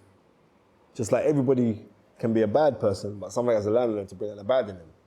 So try and do as much good as possible. Yeah, man, because right? that's my whole mindset. I know that's your thought mindset. Process. Right? Because I keep about, on telling people. have I insulted? Have I, made someone feel bad? Have I made a bad impression? Be quick to apologize and humble yourself. We're not quick to humble ourselves. We're not quick to be pointed out what we've done wrong. We get defensive. And I think growth is about being able to take on the fact that someone's seen you in a certain way. And you can listen. Do you know, that's when you said that it affected me like that. Do you know, when you done that, it made me feel like this. Do you know what? I'm really sorry, man. That wasn't my intention. I didn't mean to call. Where we find it very hard, but that's where the growth is. That is when we change into levels. When we talk about levels to this life struggle, that's the level that we find difficult to let go of. Someone says something, we defend, come straight up. We don't humble and we don't get relaxed. And that's a really powerful thing now. I'm hoping all of our viewers and listeners can take on board for themselves. It will enhance their relationships with their children, husband, wives, whoever you've got in your life, at business, at work. Just having a different peaceful attitude about you where you can take somebody saying whatever. Who am I? Who are we, Spence?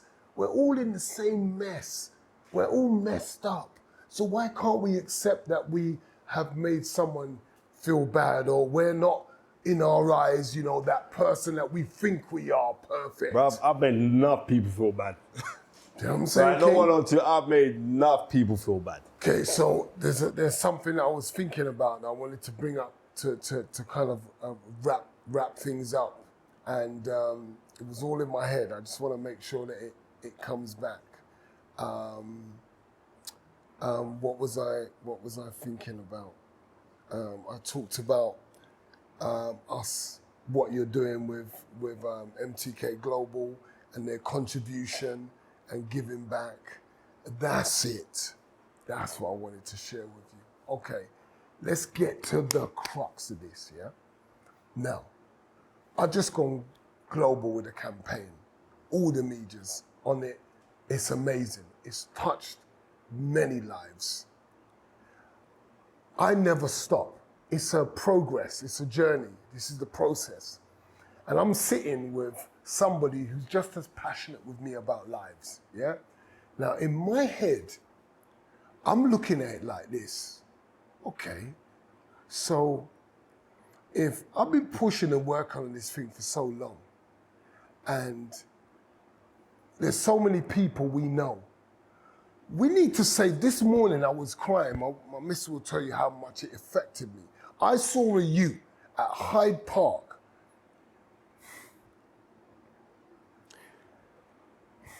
jump up and push a big knife in another youth's body who lied down on the floor. Like, bro, I can't take this no more, bruv. Like, what are we doing? Like, for me, yeah, remember, I'm asking it and I've impacted how many lives, but I'm still asking the question because in my head, it's not enough. There's more to do. So I'm looking, I just don't want to be chatting and oh, Prince was on ITV, bollocks. I don't business about that. Youths are dying. Youths are dying. That's one part of the process, is for me to get the message out on ITV. But to make a real impact, I got to go and see the youths. So I'm saying, hear what, guys? You man wanna come with me? AJ, come with me, bro. I wanna go and talk to the mans that's in their gangs. I wanna go and talk to the key players, the olders that are that are knowing that they're providing man with straps and knives. I'm saying, do your runnings. I ain't playing with your runnings. You want to make your money? Go make your money. I'm telling you this right now. If we continue to allow kids to be out on the roads with a mindset that we carry weapons and we take out other civilians that are children, that haven't lived their life yet, ain't done nothing yet, and we're killing the very great potential that's gonna be the ones we may end up looking up to in the future, like they've done to my son.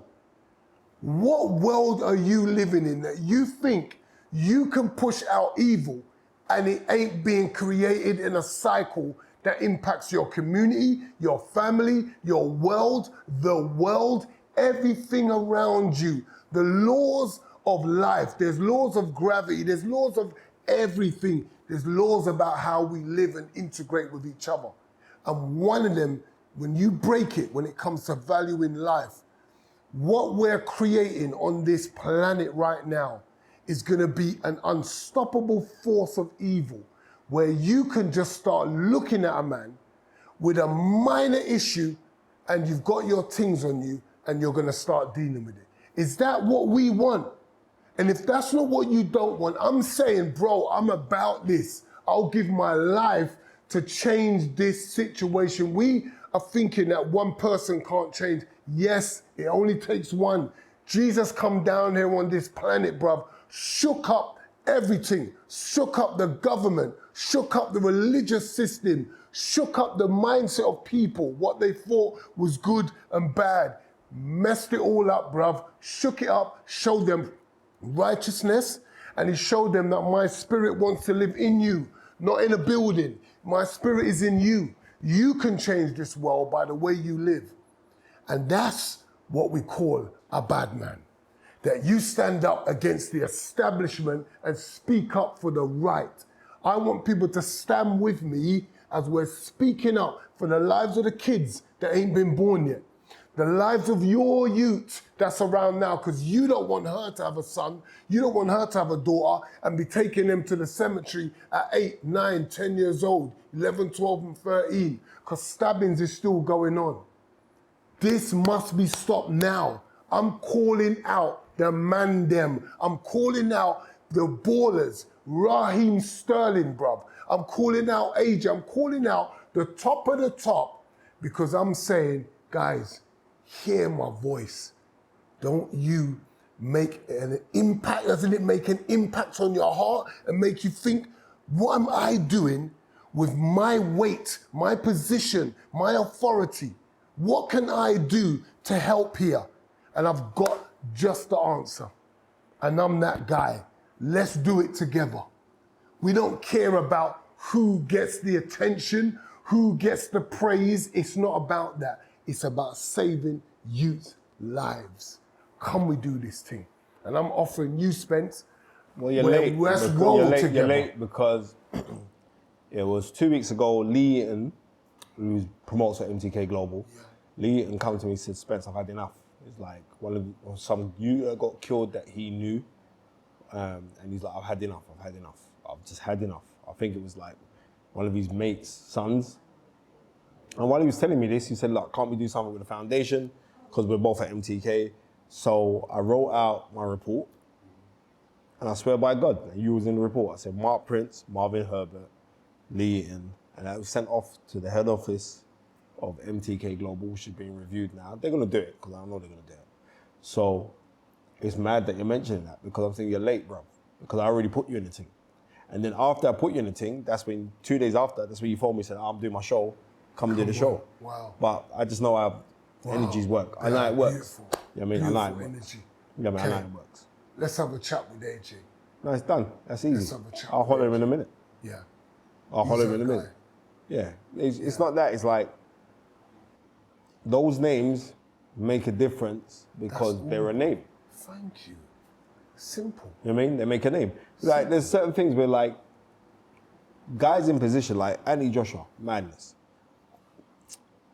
On a Friday afternoon, we don't cook in our house on Fridays. It's chicken and chips, or go chip shop, fish and chips. We're proper, right?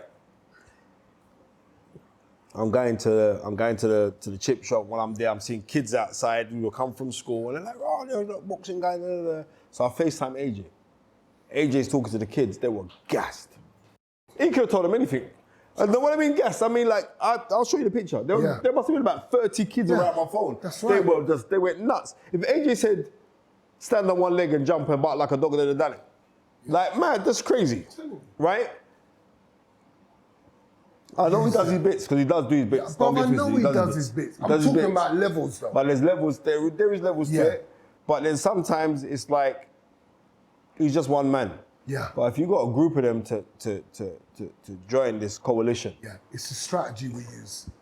Yeah, you know what I mean? Because strength in numbers. Yes. You know what I mean? It projects change. I got man on road levels. I got the man of levels of AJ's importance, but on the road. Okay. Do you understand me? Yeah. Yeah, we got links with that. We got links with the people on higher levels that are achievers. So we impact the youths on every level. And what we need to do is impact the community. The community needs to understand this snitching BS can't work.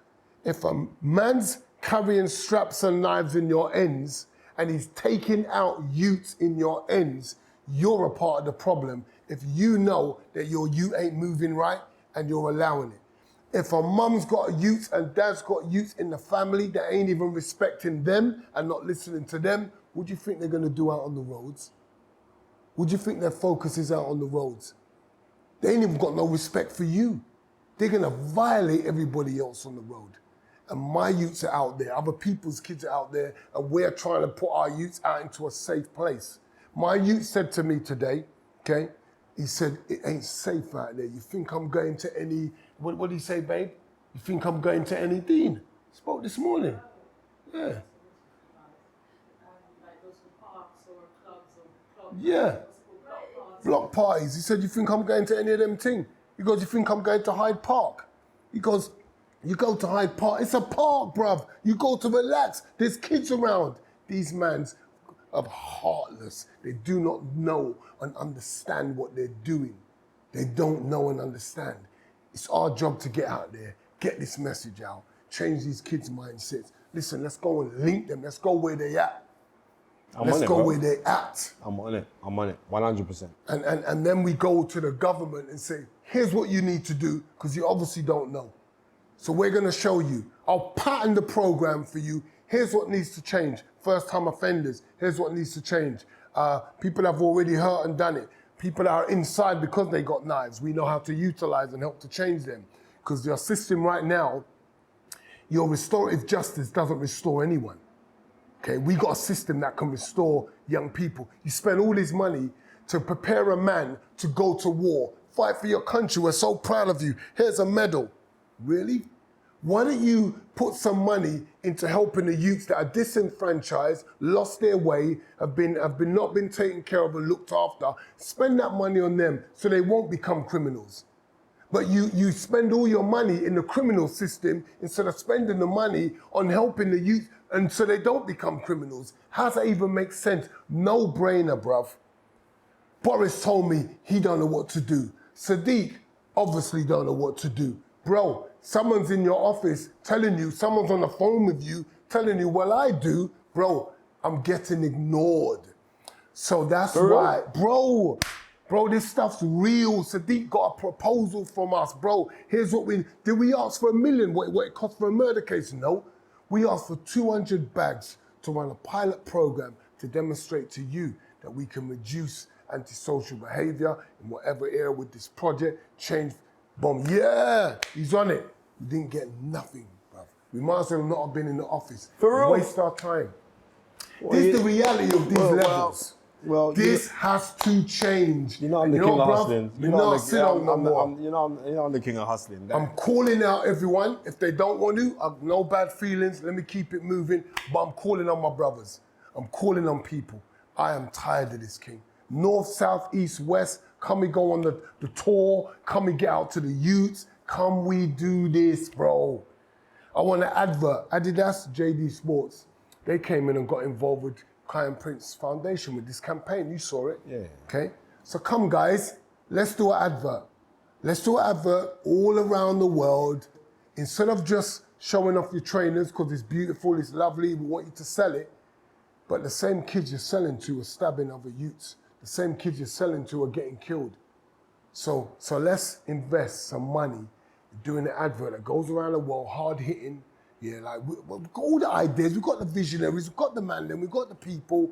We just need the resources, King. Resources. Let's make this change. I'm on it, bruv. You are the man, Spence. I love you. I thank you, bruv, for being who you are. A dad, a community individual, a leader in the community, a role model in the community, King. Listen, you've been listening to the Dr. Prince Show, and we have had a really special guest. Spencer Fearon, The Knowledge, and we're out. Don't miss the next episode. Thank you so much for listening.